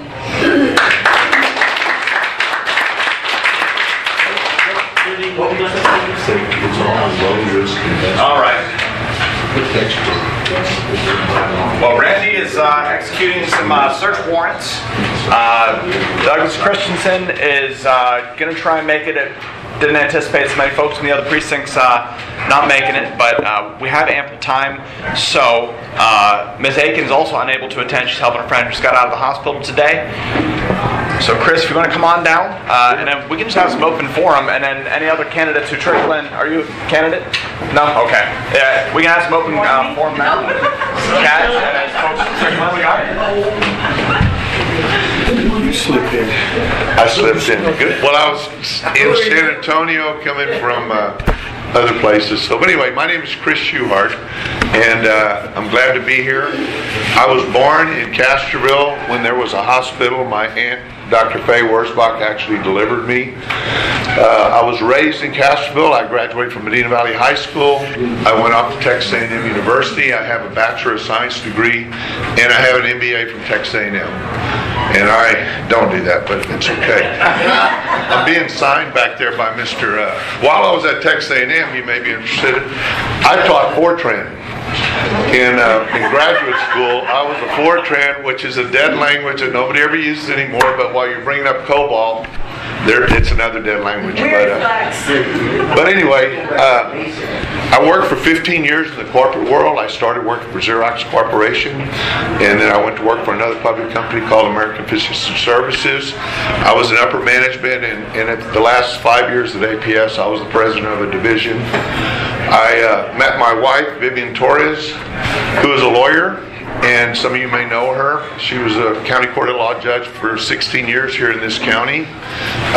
She convinced me I needed to go to law school, so I hired my replacement at my corporation, and I applied to St. Mary's and got in. So at 37, I went to law school, and I graduated in 1997, and I went to practicing law in Medina County, which I still have a limited practice. I try to act retired for the most part, but I practiced law until 2015, when Judge Barton, who was our county judge at the time for 12 years, decided he wasn't going to run again. My kids were graduated from college. I'd pay for 4 weddings, so I didn't have to make as much money. So I ran to be the county judge, and I sat as your county judge for the next 8 years. During that time, back in the 2000s, and when Vivian ran her first race in 2000, just for a little history, she was running a district race in Medina, Uvalde, and Real County, trying to become the district judge. And Ann Peden was at that time our county chair. And at that time, the only elected official in Medina County in a Republican seat was George Ernst, who was Precinct 1 JP. Every other position in Medina County was held by a Democrat. Vivian ran a countywide race in those 3 counties and became the first person ever in Medina County to win a Republican race, a race as a Republican in Medina County. She lost a district race because Uvalde numbers outdid her, but 2 years later she went and ran again and ran for the county court at law position and won, and became the first person to ever win a countywide race. Judge Barton ran that same year, and Judge Barton won. And that set the tone for what is today a county that has 100% Republicans in every position, and that started probably about 6 years later. I think we took over everything, and it's been red ever since. I'd like to think that Vivian and I have been a very big part of making that happen, because I walked streets with her in Devine and Hondo, Uvalde. Wherever there was a street we walked in, we knocked on doors trying to get her elected. And I'm proud to say that we were a very big part of that change in time. And I'd also say at that time we had a lady named Ann Peden who was in charge of the Republican Party, and was extremely excited when Vivian, who not only won, but she became the first female Hispanic Republican to ever win a countywide race as a Republican. Ann was excited. She got things going, and we were always active with Ann. We used to have fundraisers. We used to have a voter's guide. We used to have all kinds of things. And at that time, the party is one. We didn't all agree on everything, and Ann was great at leading. If you have a different idea on what this party should be about, that doesn't mean you don't belong in this party. And that's my opinion. We all have different ideas on what we should be doing and how we should be voting. I mean, not everybody in this room is going to vote for the same person. Not everybody in this room is going to have the same idea. We'd be pretty monolithic if that was the case. So in my world, if we can get the Republican Party, if I can win, if you elect me to do it, my goal is to unite this party and bring it back to the days of what I was used to back in the 2000s, early 2000s, when we were all together. We didn't all agree with everything, but we were together. And we got a lot of things done. I mean, we had all kinds of things going on at that time. And my belief is that my job as a county chair, just like your job would be as precinct chair, is to get horses in the race and let the voters pick the winners. We don't pick the winners, and that's what I'm going to be shooting for. And not everybody agrees with that, but that's my goal. So I hope you will consider electing me. Thank you. Any questions? Oh yes, Mona. One of the things that you and I have visited about, and that I agree with you, so it's not really a question, I just think it kind of bears bringing spotlight to it. When we take leadership in the party, you're saying put horses in the race. I think it's very important to say bring members to the party, because if we have more people showing up at meetings, more people who are happy to show up, who feel welcome to show up, who feel like getting involved, then more people will want to run for office. And everybody probably kind of knows what's been going on, that there was a bylaw where the county where the party can endorse candidates. And the reason we didn't want that is because, I believe we agree on this, that it discourages participation as opposed to bringing in participation. We want to encourage people to actually show up at meetings and get involved, because there's like 7 people that show up at meetings now. And it really doesn't matter what Bob and I think. He and I agree on most stuff, but there's nobody to talk to about it. No, I can tell you that 15 years ago, When Ann Peden had a precinct chair meeting, we would show up. I wasn't a precinct chair because Vivian was an elected official, so I couldn't be. But there were people outside of just the chairs. There were people that were elected officials that were active in the party. I mean, we all did things. David has been elected for how many years? Going on 16. So I mean, back then people felt welcome to come to the meetings and not have to worry about their opinion. And you know, I'm just going to tell you, I hate the word rhino. I cannot stand that word because I've been called a rhino, and I have been a Republican for, you know, in this county for as long as the party's been active. So in my world, you know, a friend of mine told me, he said, hey, rhino season's been canceled because there's too many elephants have been killed. And I thought that's very true. So, but I think there's room in my tent for everybody. Yes, sir. Not sure how to put this. I've come back to the county. Yeah. Welcome back. I did my service in the Army and as a contract with the State Department and Department of Defense in every hot spot since 1996. I came home, the little ranch outside of Natalia, 1 mile from where I was born, in a bar. Honestly, Chris, I'm getting tired of hearing about NP. That was then, this is now. Yeah. I hear your voiced intent to bring people back together. Yep. But I want to go back to something Mona brought up. And you may hate the term rhino. I hate conservatives, or so-called conservatives, getting into Congress and not voting conservative. I hate so-called conservatives getting into the Texas legislature and not voting conservative or the legislative priorities of the Republican Party of Texas. So, were you a delegate at the last convention? I don't know. No. Well, what is your opinion of those priorities that the Republican Party of Texas stated prior to this last disastrous session? I am a person that believes the problem we have in Washington, the problem we have right now is the Democrats have their party, the Republicans have their party, and whoever's in charge, they're going to control. It's not always been that way. I think Democrats and Republicans should be able to come together, work in the middle to get things done, and that's not what happens. And so when a Democrat goes in and works with a Republican to get something done, that's what I want to see. Okay? I'll give you an example. There's about 35% of the state house is run by is Democrat. So the RPT has a rule that says, and we're pushing for a rule in this county, which I don't agree with, that every chair in the House should be run by Republican because the majority is Republicans. But what they do, and they started this back probably when Speaker Strauss was there, he said, well, okay, 35% of the House is Democrats, so I'm going to let 35% of the chairs be Democrats, 65% be Republicans. But on that chair spot, that chair is still a minority in the whole party, because if there's 9 people in the committee, there's still going to be 5 Republicans. The chair may be a Democrat. But what it does is we get a lot more done that way than if you have it just, well, I'm sorry, you're a Democrat and I don't want what I don't believe what you say.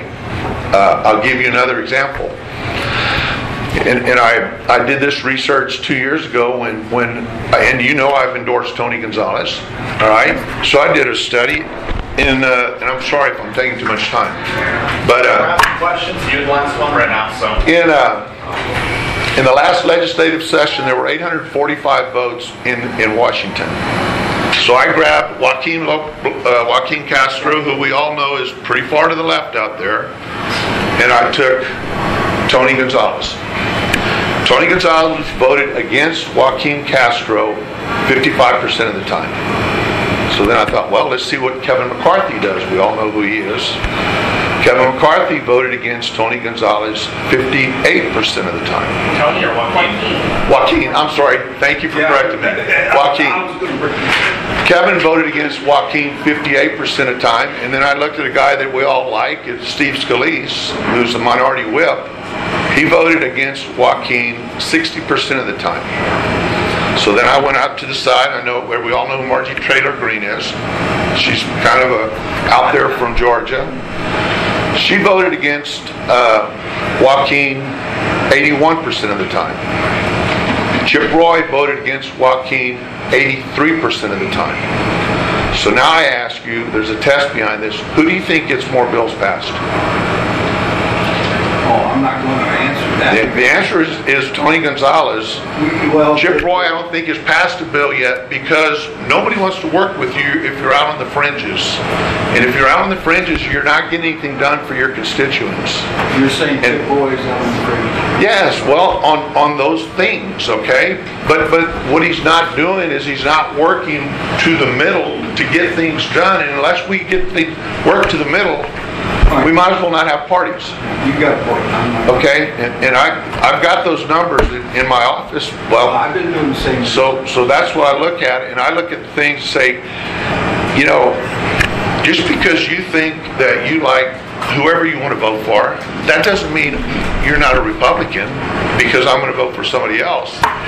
I believe that I can live with everybody as long as we're working for the same thing. In this last legislative session in Texas, I heard it said that they got nothing done that the Republican Party wanted to have done. And they passed, the main bill that they passed that I thought the Republican Party would like is the transgender bill. They passed a bill that said, we're not doing transgender surgeries in Texas. If you're traveling through Texas and you've had a transgender surgery, the hospital will give you whatever that medicine is that is required, continuity of care, while you're here. But we don't do that. They passed a bill to take books out of libraries, which I know is a big thing, the school libraries. They passed a lot of bills for that, and 2 years ago they passed a bill on the abortion.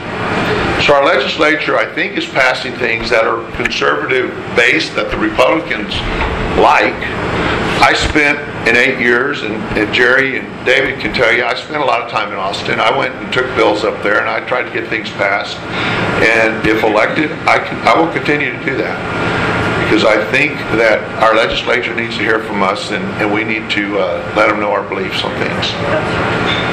So, Question. Yes, sir. Comment, then question. I'm very cautious when they work together, because every time Congress works together, we lose more freedom and we get higher taxes. Thank you. However, my question, what is your communications plan and strategy for the party as a whole? Coming from someone who tried for about 12 to 18 months to just figure out when and whether to freaking meeting, and it wasn't coming up until coming up this election, I was able to figure out any of that.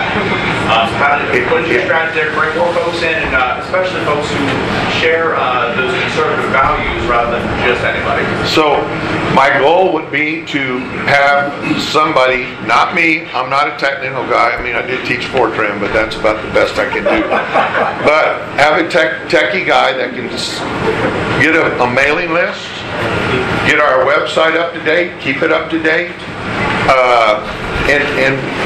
My wife and I actually are not on the Republican mailing list, and we've been in this party for. Blocked from Facebook. Well, we blocked from Facebook too, but my goal is to open it up and let everybody have communication through Facebook, through websites, and actually do mail outs, say we're going to have a meeting on this day. My goal is to bring back the Republican fundraisers. We used to have some hellacious fundraisers at the Hoffman Ranch, at Sammy's, at Hermanson's. Have people come in. We had we'd raise a ton of money doing those things, and then we take that money, and in the Devine News and the Hondo Animal Herald, we would put in. They call it the Voter's Guide. They did not say it was the Republican Voter's Guide. It was the voter's guide. It was very tricky, but the only people in it were Republicans. And it was a paper inside the paper, and those were great things. I mean, that's why this county's red, because we did things like that, and I'd like to get back to doing those things. Thank you. Thank you.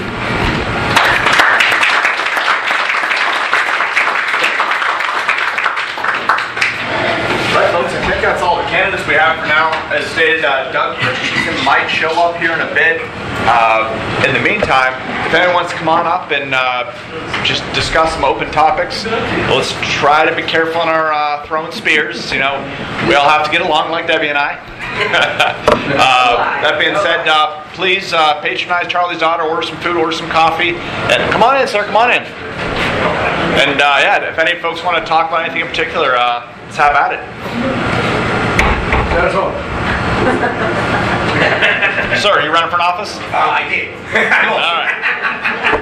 Good enough, good enough. All right. They say that you can win somebody from New York here. Sorry? That's what they were saying. Somebody from New York to run. Oh. See, Trump is from New York. I'm not diving into that territory. I was a Ron Paul Republican. He was smart enough to leave. I'm a candidate.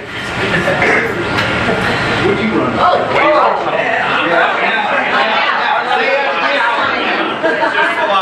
Lights out. I can go home. That's all. Thought I had a stroke. I'm the unopposed, sworn-in precinct for a chair.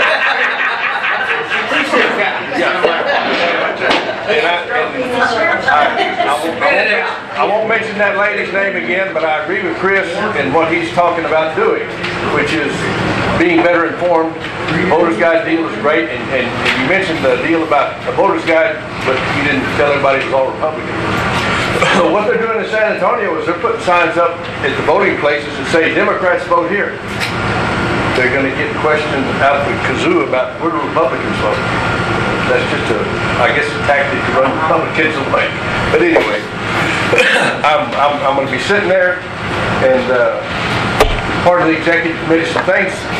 One of the things, like Chris was talking about, being open and communicating. It's lacking now to be nice. So I'm hoping to see that improve, and you'll agree. But anyway, I'll be nice and say that communication's lacking. I need some more. Thank you very much. I don't need your vote. Don't want your vote. If I don't get one vote, I can't. We're brothers. Well, my wife. If I don't get one, I'm going to slap her around with it, right?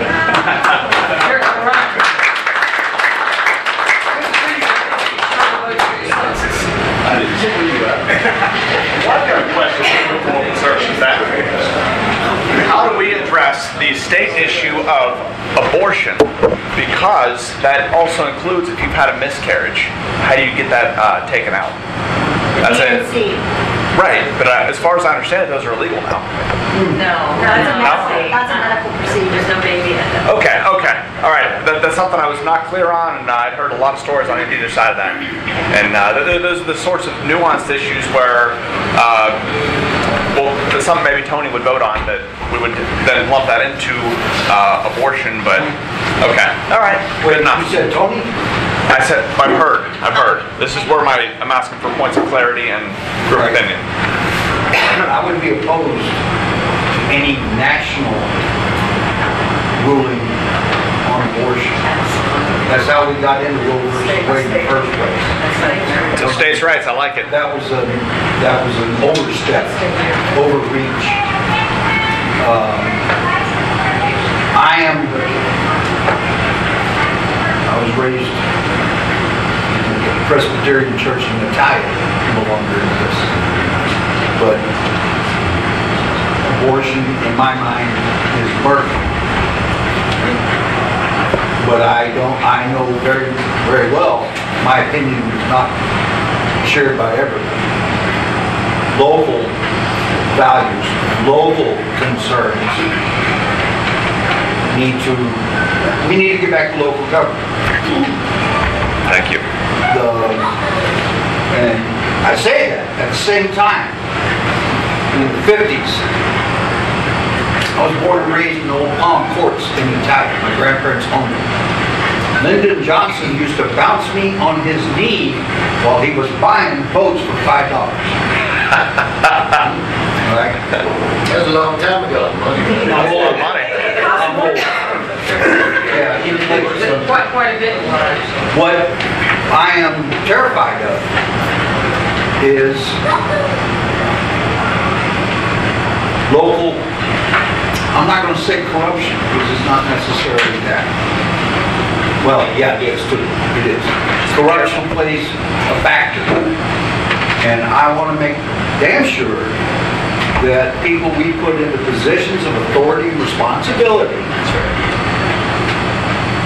are not tainted by corruption, and in some cases even perception of corruption. And that's hard to find, it's hard to prove. We, the Republican Party members, well, I'm assuming most of us in here are Republicans, or at least conservatives. Chris mentioned that he and I disagree about Tony Gonzalez.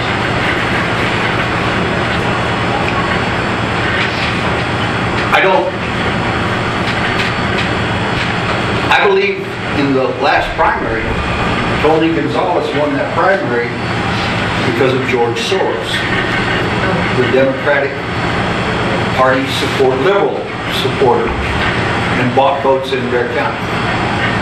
And perhaps, can't prove it, but it's been mentioned, and it might have some validity of corruption of the voting process in Bear County and other places. Well, the machines are demonstrably corruptible. You put an implant on that, it turns on during a certain time. All right. Simple.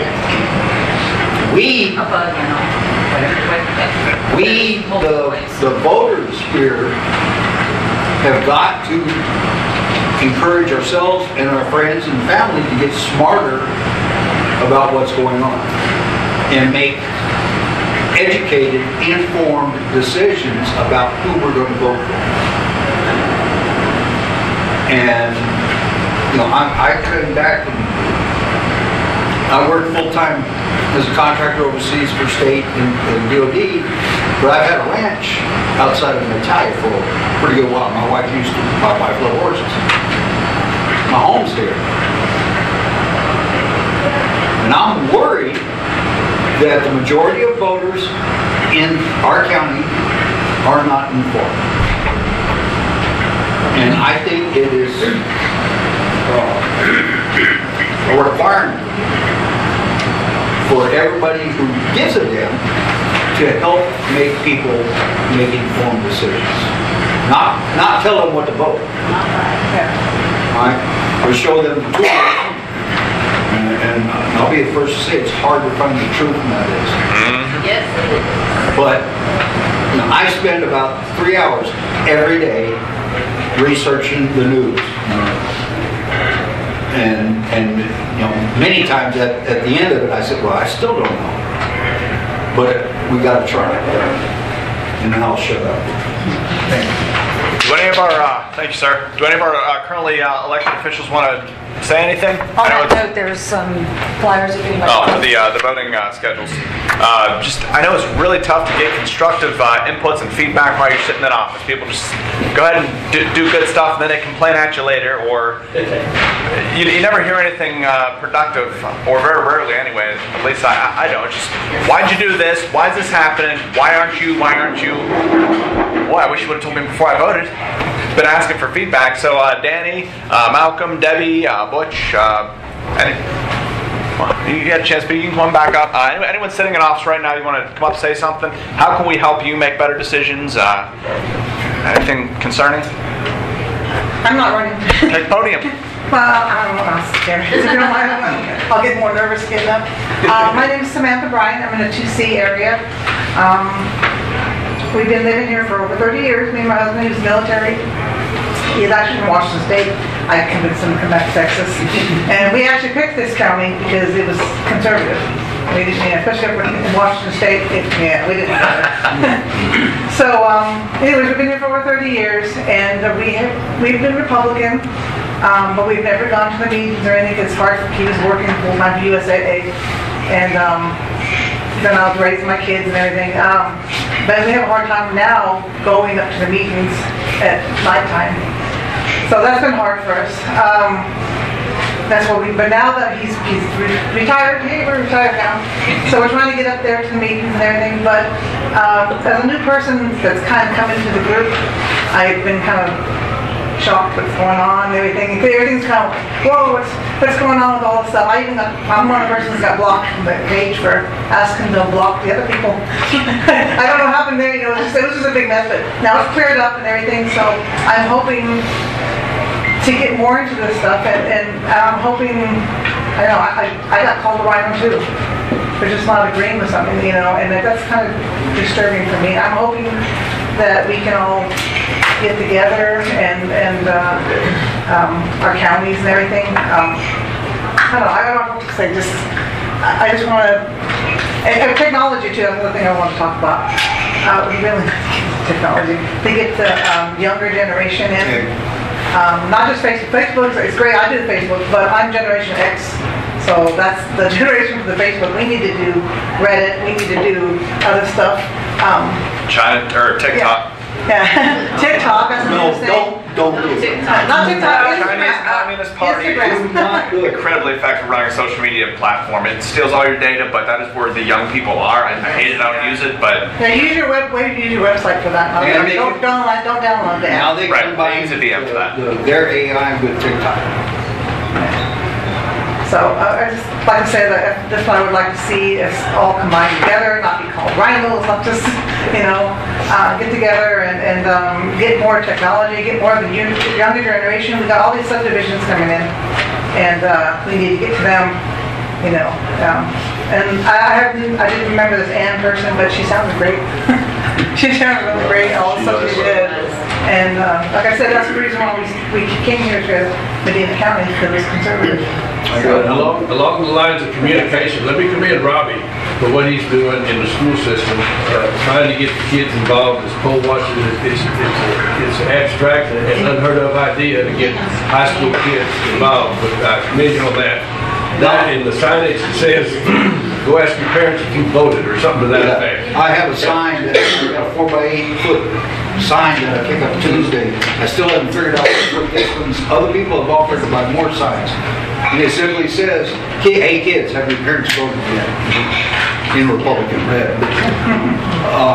I got two things to say. One, welcome home. Thank you. Amen. Yeah. We're all coming back. Two, I think you brought up maybe, and thank you, Jerry, because this, I think, is one of the biggest issues we got. How many people in here are under the age of 50? Raise your hands. Put your You're hand not. Put that other hand down. Not enough hands. I agree. I wish I was. Yeah, me too. And so I got commended for thinking outside the box about that. Well, there's a whole bunch of other ideas. The reason I got involved was I found pornography when I was a substitute teacher in Italian. Found pornography in the school library. I found BLM curriculum material in the lessons I had to teach 5th graders. I attended Natalia I found that in my school, in Natalia. I found BLM and pornography in schools. Now I'm going to tell you one thing that just knocked me down to my knees. I happened to be standing in the hallway waiting for the vice principal for discipline to come down and discipline one of the special education kids I was dealing with. Vice principal walked into the classroom to get the kids' story. I'm standing outside in the hallway, going through my head, what am I going to tell the vice principal? I look up across the hallway, and the hallways have got these bulletin boards and things that the kids make and put up on the walls. And I look up there, and across the hall is a bulletin board, and it's got these big cutout construction paper letters. And it's been there a long time because they're faded. And it says, from each according to their ability, to each according to their needs. Anybody know where that comes from? Yep. Communism. Karl Marx's Communist Manifesto. This was in my school. My great-grandkids are attending this school. And that's on the wall.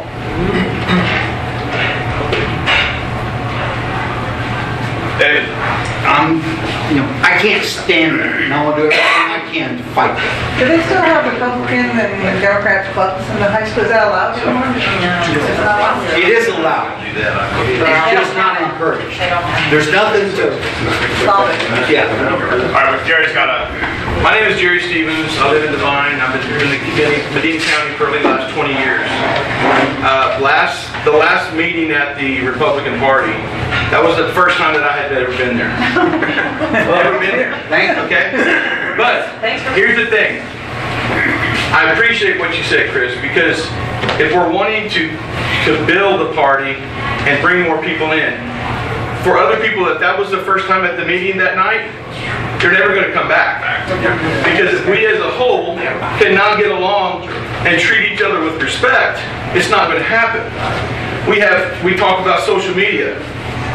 I don't have social media because I don't like what it does. And my wife has it because we have to do it for the restaurant and stuff like that. But personally, I don't because of the attacks that go on out there. And I will tell you, if you're a candidate and people are supporting you and doing negative attacks against your opponent, I don't like that personally. That's me. And I believe that anybody that's out there that reads it is going to look at it from one or two ways. Jerry, I'm going to help. There's a white Suburban that's blocking somebody in that wants to leave up here in the front. White Suburban. I have a white Suburban. Is it parked next to a tree? I don't know, ma'am. They're just blocking somebody in. I can go check. Yeah. You're not blocking the door behind you works. So, you got that door there. Yeah. There was a question that was asked at the last meeting, and it was done by Miranda, about, if you're new to the county, if you have young people coming in, how are we going to get them in here? We're talking about trying to get them in, and I don't have the answer, but I agree with the question, and we've got to answer the question is, how do you bring more people in? And I understand we talked about the old days, we miss the old days and what it used to be like. I get that. But if we don't start looking towards the future and planning for that, all of this stuff will be for naught. And we're just going to sit here and we're going to spin our wheels and turn wheels, and we're not going to see positive outcome on this. So just... Can I just add to that? I'm sorry? I want to add to what you just said. Absolutely. I believe in Ronald Reagan's 11th commandment. Do y'all know what that is? Yes. But thou shalt not talk ill about your fellow Republicans. I live by that. Now I understand, and I understand. Okay, somebody attacks me. Well, by God, I'm going to attack them back. The two wrongs don't make a right. Right. So be the bigger person and not. If that person wants to attack, then let them attack. Stand on your marriage. Stand on your values, who you are. Promote yourself. Promote yourself, exactly. Don't attack, because all it does is it just brings negativity, and it just shows that there's nothing but chaos in the Republican Party. So now you're in the national politics. Right. Well, I understand that. I get it. But and that's just my own opinion for what I saw the other night and what I'm hearing on social media. I just wanted to share that. Thank you. Thank All right. Some of y'all know my wife, Krista Ellinger, and I just want to make a mention real quick. Come on up front, please. And you, good to see you coming in. But one of the things on school choices, that's our decision as parents. We homeschooled all 7 of our children, and she is a wonderful instructor. She learned how to do that. I'm not taking away from your ISDs out there, but the point is we have those decisions to make in our own home. And when you homeschool, the results are phenomenal. We have 5 sons, and the oldest one flies a Delta 737 homeschooled. pilot, and he's a captain, and he's wonderful. The youngest one, he runs a business. But that wasn't the whole reason we were coming up here.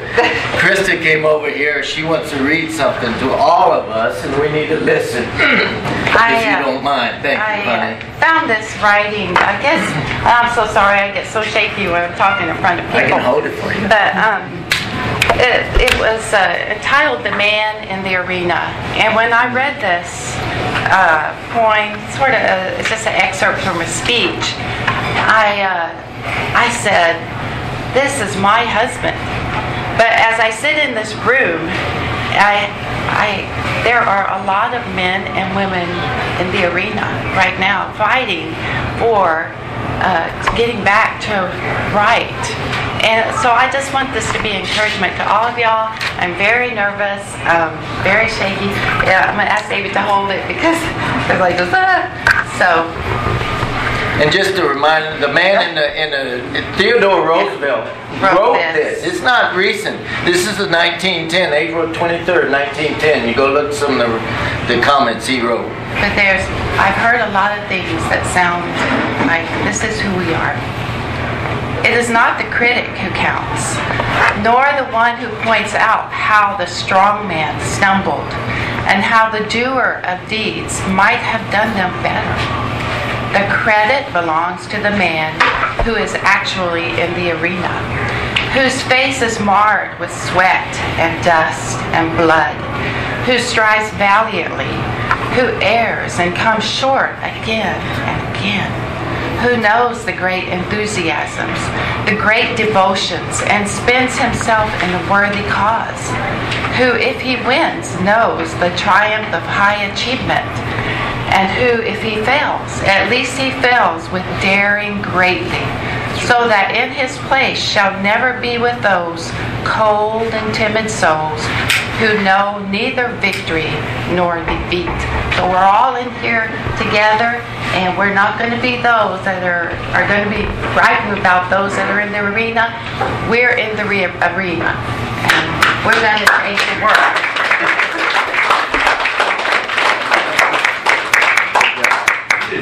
Thank you. All right, Douglas, do you want to take the stage now?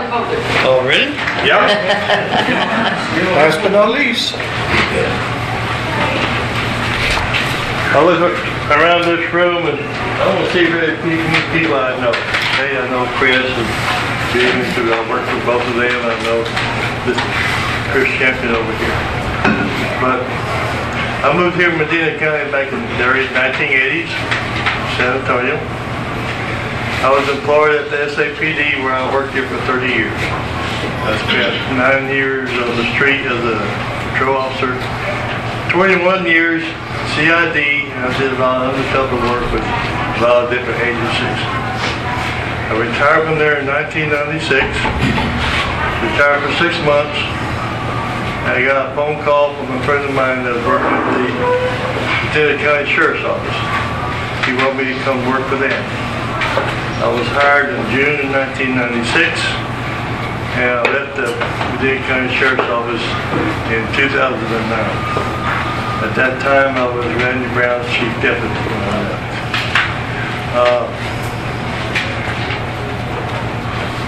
This wasn't my idea. I wasn't planning on doing this. My wife and I were planning on retiring. She works at the courthouse, and I work at the post office in Castroville. And I was approached 4 or 5 different times by different people to throw my hat in the ring for the sheriff's office. People said that they were unhappy with what was going on. Like probably most of y'all, I've heard rumors, I've heard things being said about people not being happy. True or not true, I don't know. But I want to bring structure back to your sheriff's office. I want to bring integrity back to the sheriff's office. Careful, it's not done. Careful in wording that. I want to bring the sheriff's office back to the people. The sheriff's office belongs to the people. It doesn't belong to the person who's sitting there at the desk. That door should always remain open to y'all. This is your county. And if you give me a chance, those are the things I will bring to you. I think everybody that carries a badge should be held to a higher level because of the position he holds, because of the job, because of things that he carries in his heart and in his mind. And that's what I will bring to you. So, each and every one of y'all has a choice. Y'all can keep what you have, or you can want something new, something that will become yours again, something that you can be proud of. Give me a chance. That's all I'm asking. Thank you. Thank you. Does anybody have a four-door green Lexus parked out in the parking lot? Can you move it? I got somebody behind you that needs to get out. I can't find the person that owns the white Suburban, but if I can get that moved, then I can let them out. If you would call them out. Is it a silver or white? Huh? Is it silver or white? It's white. Okay, mine's silver. I don't know. Doug, do you have any particular plans or ideas you want to implement? Sheriff? I was going to put this without trying to... Sorry, I can't hear you real well. Well, I don't know how to put this without trying to, knock and Randy. I don't want to knock Randy, okay? I appreciate that. But I would create a new sheriff's office. I would start at the ground level and rebuild it. I don't believe in a good old boy system. Never have, okay? When you put somebody in a position that's not capable to do that position, he loses and the people in Medina County lose. That's one of the things I want to do. I want to bring stability back to the sheriff's office. I want to bring leadership back to the sheriff's office. People drive down the street at some coffee shop or a restaurant someplace and you see 5 or 6 patrol cars sitting there having breakfast together. Who's watching the county? Who's up north checking the burglars up there? Those people up there complaining because they can't get any help. I was out in the weapon I was out in Dehennis a week ago. People out there haven't seen a patrol car in about 8 months. Those are the things I want to correct. I want everybody in this county to be represented. I want everybody in this county to be protected. I want everybody in this county to feel like they can go to work and come back home, that their family's safe, the kids are safe in school, and the property is safe. That's my intention. Appreciate it. All right. On the floor. Danny, what's going on in Precinct 4? Oh, all right. I can't really talk about county. All right, fair. Who can speak to this in an quorum right now? All right, there we go. Uh-oh. I'm your county clerk. Just wanted to let y'all know if there's anything we can do for you, county clerk's office. Come in, say hi. If there's any questions you have, we'll be glad to help you. Just wanted to introduce myself since probably a lot of y'all don't know who I am. I'm Gina Champion. My husband's Chris Champion. I'm the one that sent the post-it note.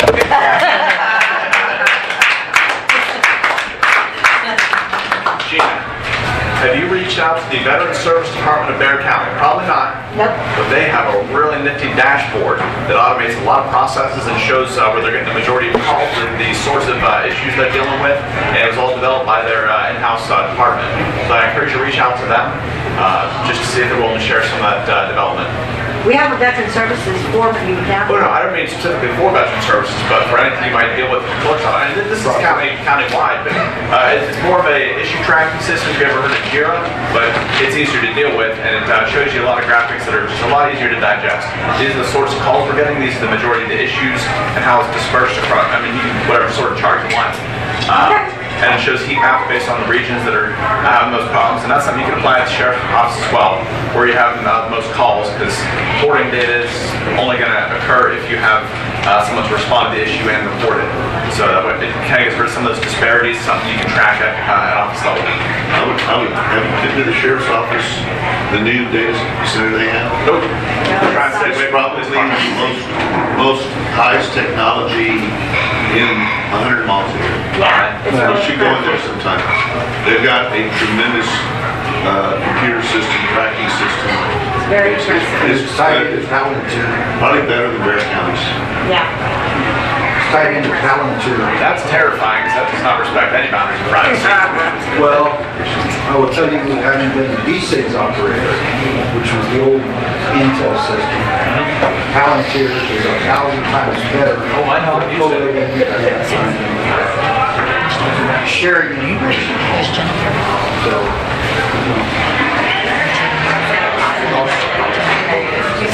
no.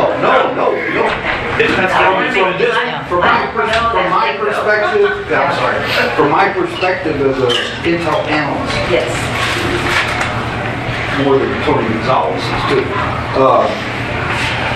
It was I could get data that was not available to me, but needed to be available to me. In the old system, we were firewalled too much. Palantir still has firewalls. And when it comes to the sheriff's office, you have law enforcement sensitive information. And you don't want that shared amongst the public because it's investigations in progress, things like that. So any of these things happen, you have to watch it. All right. Well, that's what I wanted to know. Yeah. Your comment was aimed to be negative. No, I think it's positive because criminal intelligence, especially here and between here and the border, there are so many. We've been lucky with all the stuff we've had to put up with here in the county, the high-speed pursuits, the burglaries, things like that. We've been lucky. And it's not going to get any better in the near future. It's going to get much worse. Thankfully, we're not a big target. To quickly address your concern there, it can be good or bad. Coming from that background, you have the whole world of information. If we can do a better job as a party of bringing in folks who are conservative but also care about that the Patriot Act to make that information too widely available. That's how we find that middle ground with the right folks in the right offices to. The data's right in the right hands. It's in the wrong hands. Right. Right. Protection. Privacy concerns, but then you also have security. Yep. And in this day and age, I'm terrified that the red flag laws are going to encroach. We don't have a red Because flag. honestly, one of the first people identified under the red flag laws is going to be me. Veterans, yeah. I'm not just a veteran, I'm a strong Christian conservative. That three strikes against you. Yes, exactly. And I'm a vocal Christian conservative. And that's three, right?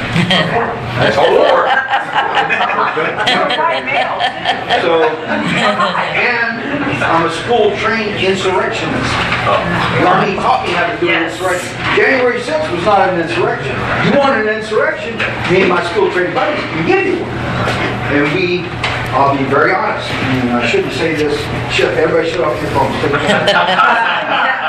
wouldn't know how. On camera. In 2020, a bunch of us old vets started doing some back channel communication. And many of us believed that the election was stolen.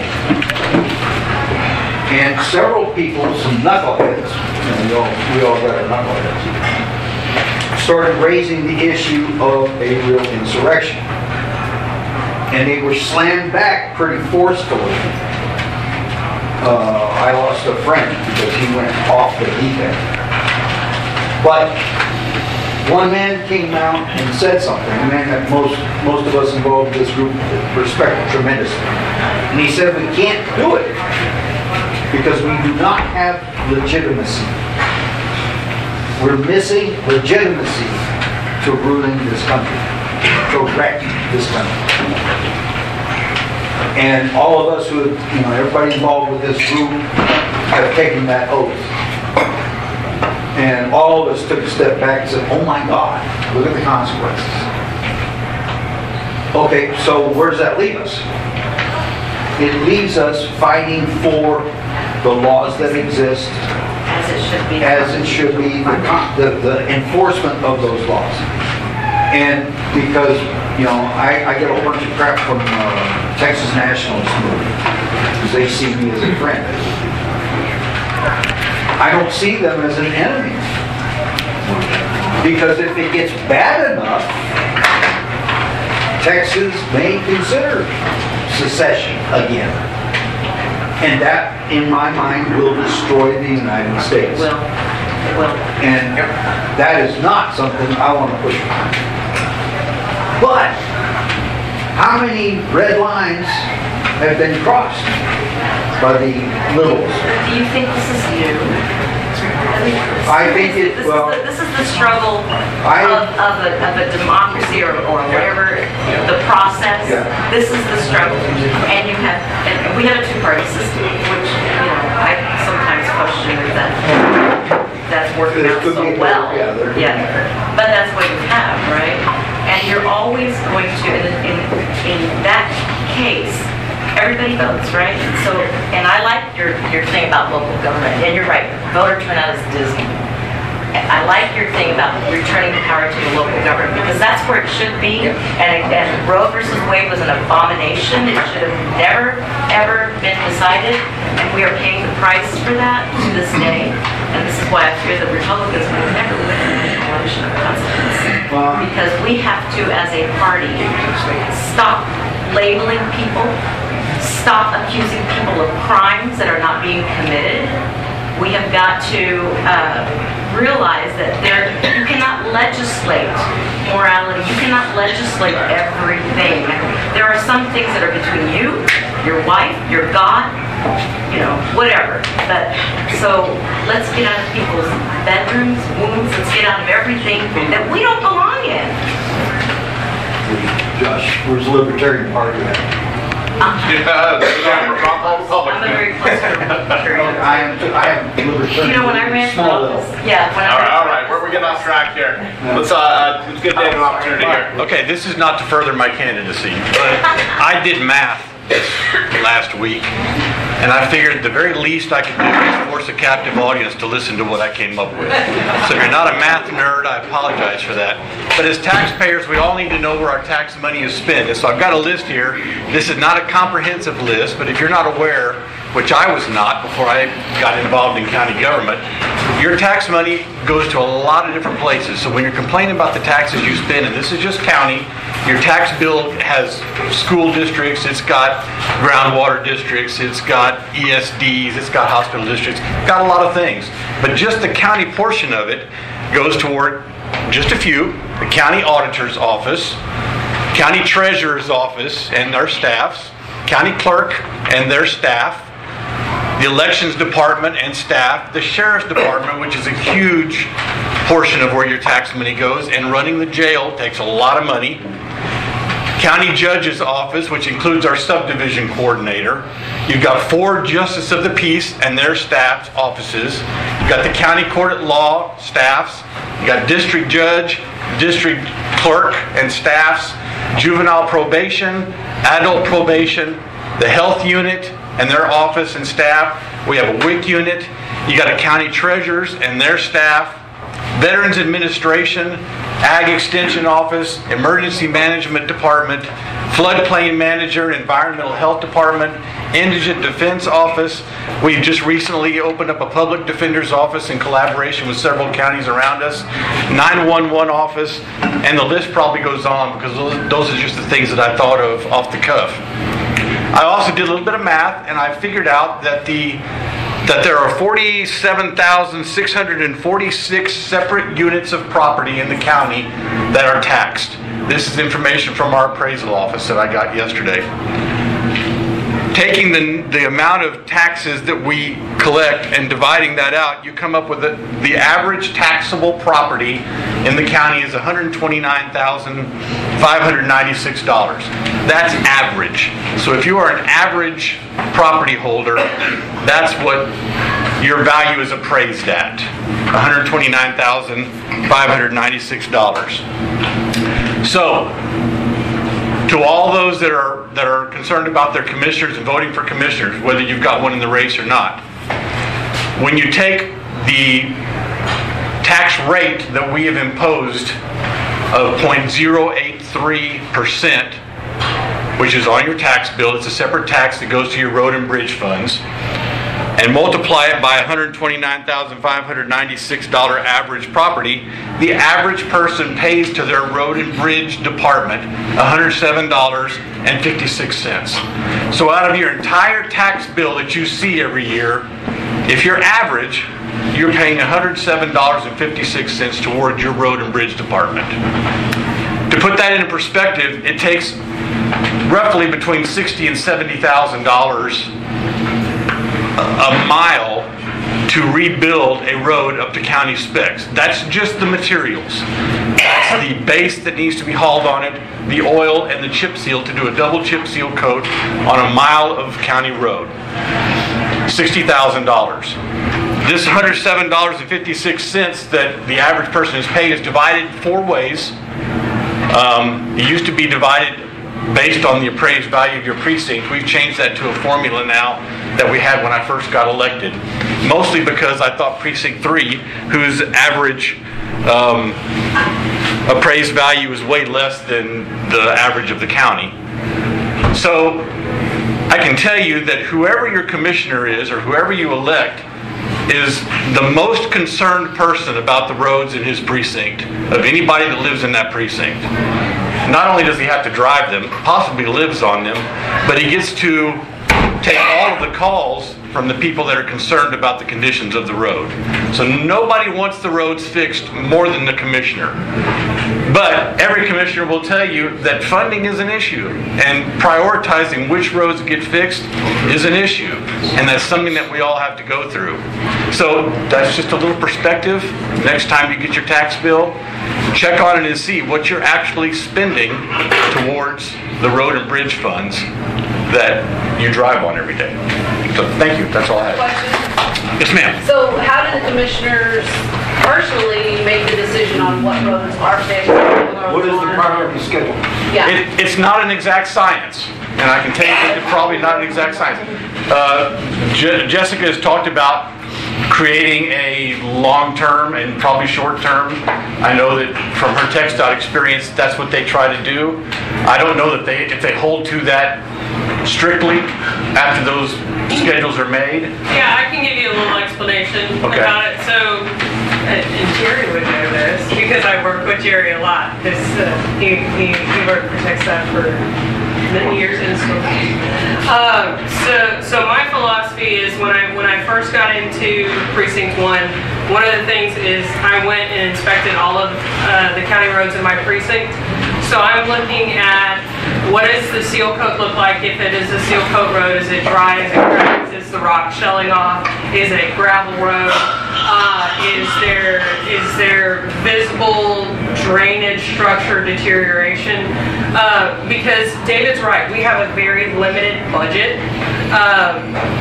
And then also looking at the traffic, the amount of traffic that's on the roadway and the overall condition. One of the things is I'm looking at coming up with, okay, what are our immediate needs? What are the roads that pose safety concerns to our traveling public and our citizens, okay? If we have significant drop-offs, culverts that are failing, those are some of the things that we need to correct immediately. If there are stop signs down or stop signs that are faded and you can't see them at night, those need to get replaced immediately. The next thing is some roads that have a significant amount of potholes, base failures. Those need to be filled in and a plan put together for them to get those corrected, so you don't have your expense for your employees having to go back out there time and time again to fill those potholes in. And then the third thing is with roadways that are in decent shape, okay? When I got here, there are some roads located south of Hondo that had been reconstructed within the last couple of years, but they only had one seal coat put on top of them. Typically, in order to have a road that's going to last you 7 to 10 years, you want to put a double seal on them, okay? And So they only have one seal coat on them. So what happens if a rock pops off of the top of your seal coat and you actually have exposed base? Water gets into that base, and eventually as tires roll over it, you're going to get a pothole. So those roadways that were recently reconstructed, you're going to have to do one of two things. Put another seal coat on top of them so it has a double course, so it's done. Okay? Like David said, it costs 30 to 60,000 miles to redo a road. It's about $30,000 just in material for your oil and your rock for your seal coat. I can either put another seal coat on top of that, or what I can do is I can preserve that single seal coat by putting a fog seal on top of it. Basically, it is a cut down emulsion, which is a mixture of oil and water. Put that over the top, it seals off your exposed base and it locks down your rock. That gives you about 2 to 4 years of additional roadway preservation, and that saves the money in my yearly budget so I can go take care of some of those roads that are in terrible shape and need to be completely reconstructed. So that's the balancing act that David was talking about. Is there so many things that need to get done to these roads, you really have to pick and choose what needs to be done and what your priorities are based on the safety, the amount of traffic that's traveling on your roads, and how expensive it is to get it corrected. Yeah, I appreciate that. Jessica may, if she's reelected, has already worked toward bringing us up to maybe a more scientific method of determining. In Precinct 3, not an exact science. We look at, first of all, the condition of the road, the amount of traffic that's on it, the amount of residents that live on that, so we know how much traffic there is. The fact of whether it's a bus route or not is one of the variables that we kind of throw in the mix, but it's not an exact science. We do the best we can with the information we have to choose which roads actually get rebuilt, and in the meantime, everybody else has got to hang in there and wait until something permanent can be done, as opposed to just patches and patches on top of patches. So now that I know how to build this watch, where do I send the $5,000 bill I just got from Chaparral Ford to rebuild my front suspension on my truck?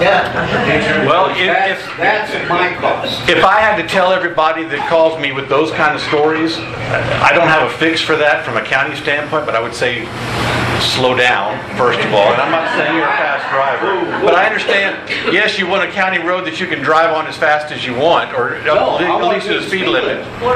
You can at least do the speed limit, but if you can't, then understand that slowing down is a big helper for that. All right. Go ahead, Eric. Dave, what do you say your figures were per mile of materials? I'm going to say between 60 and 70 if you do a double seal coat on that. I think. Plus you got to do up your base. You need to bring. Yeah, well, that's just material. Yeah, that's not any equipment or manpower or anything. What I wanted to make 4 years ago, it was $38,000. Yeah, prices aren't going down. And I'll tell you a little bit about that. We've experienced a huge jump in the highway construction index cost for just the cost of materials. You're looking at within the past 2 to 3 years, year over year, material costs have been increasing 12 to 15% year over year in the construction industry. So COVID didn't help us. There you go. Well, their hands are kind of tied financially due to the fact that all the prices are going up and the taxes are remaining about the same. Good for the taxpayer. So from the county commissioner perspective, or anyone who wants to chip in here, how are you balancing the constant desire of taxpayers and voters always wanting more stuff for free? As we saw this year, they voted yes on just about everything at the state level, including a tax exemption for property tax, but I want more stuff. What is your strategy to explain to people, hey, I can give you all this stuff, but it ain't free, your taxes will go up, and then pulling out these important budgets like our infrastructure, which that's the one thing as a government we're supposed to do, is defend people's liberty and freedom and safety and provide the core infrastructure. We keep having all this free crap on that keeps pulling that money away. What are your strategies for better making those matters? I think you do what you can with what you have. Right. Well, this is a requirement for a bunch of administrative experience. The way to cut Okay. Print it. There you go. Print it. I got a copy. Do we have any more candidates come in? Yes. Any more candidates? Nope. All right. Thank you, Josh. Yeah, I appreciate you folks coming out. Great discussion today. Everyone showed such great respect. You know, this is sort of environment we need to continue have more events just like this. And this is how we increase participation. This is how we increase good people in government. So we can respectfully disagree and we don't have to throw knives at one another. Thanks, Josh.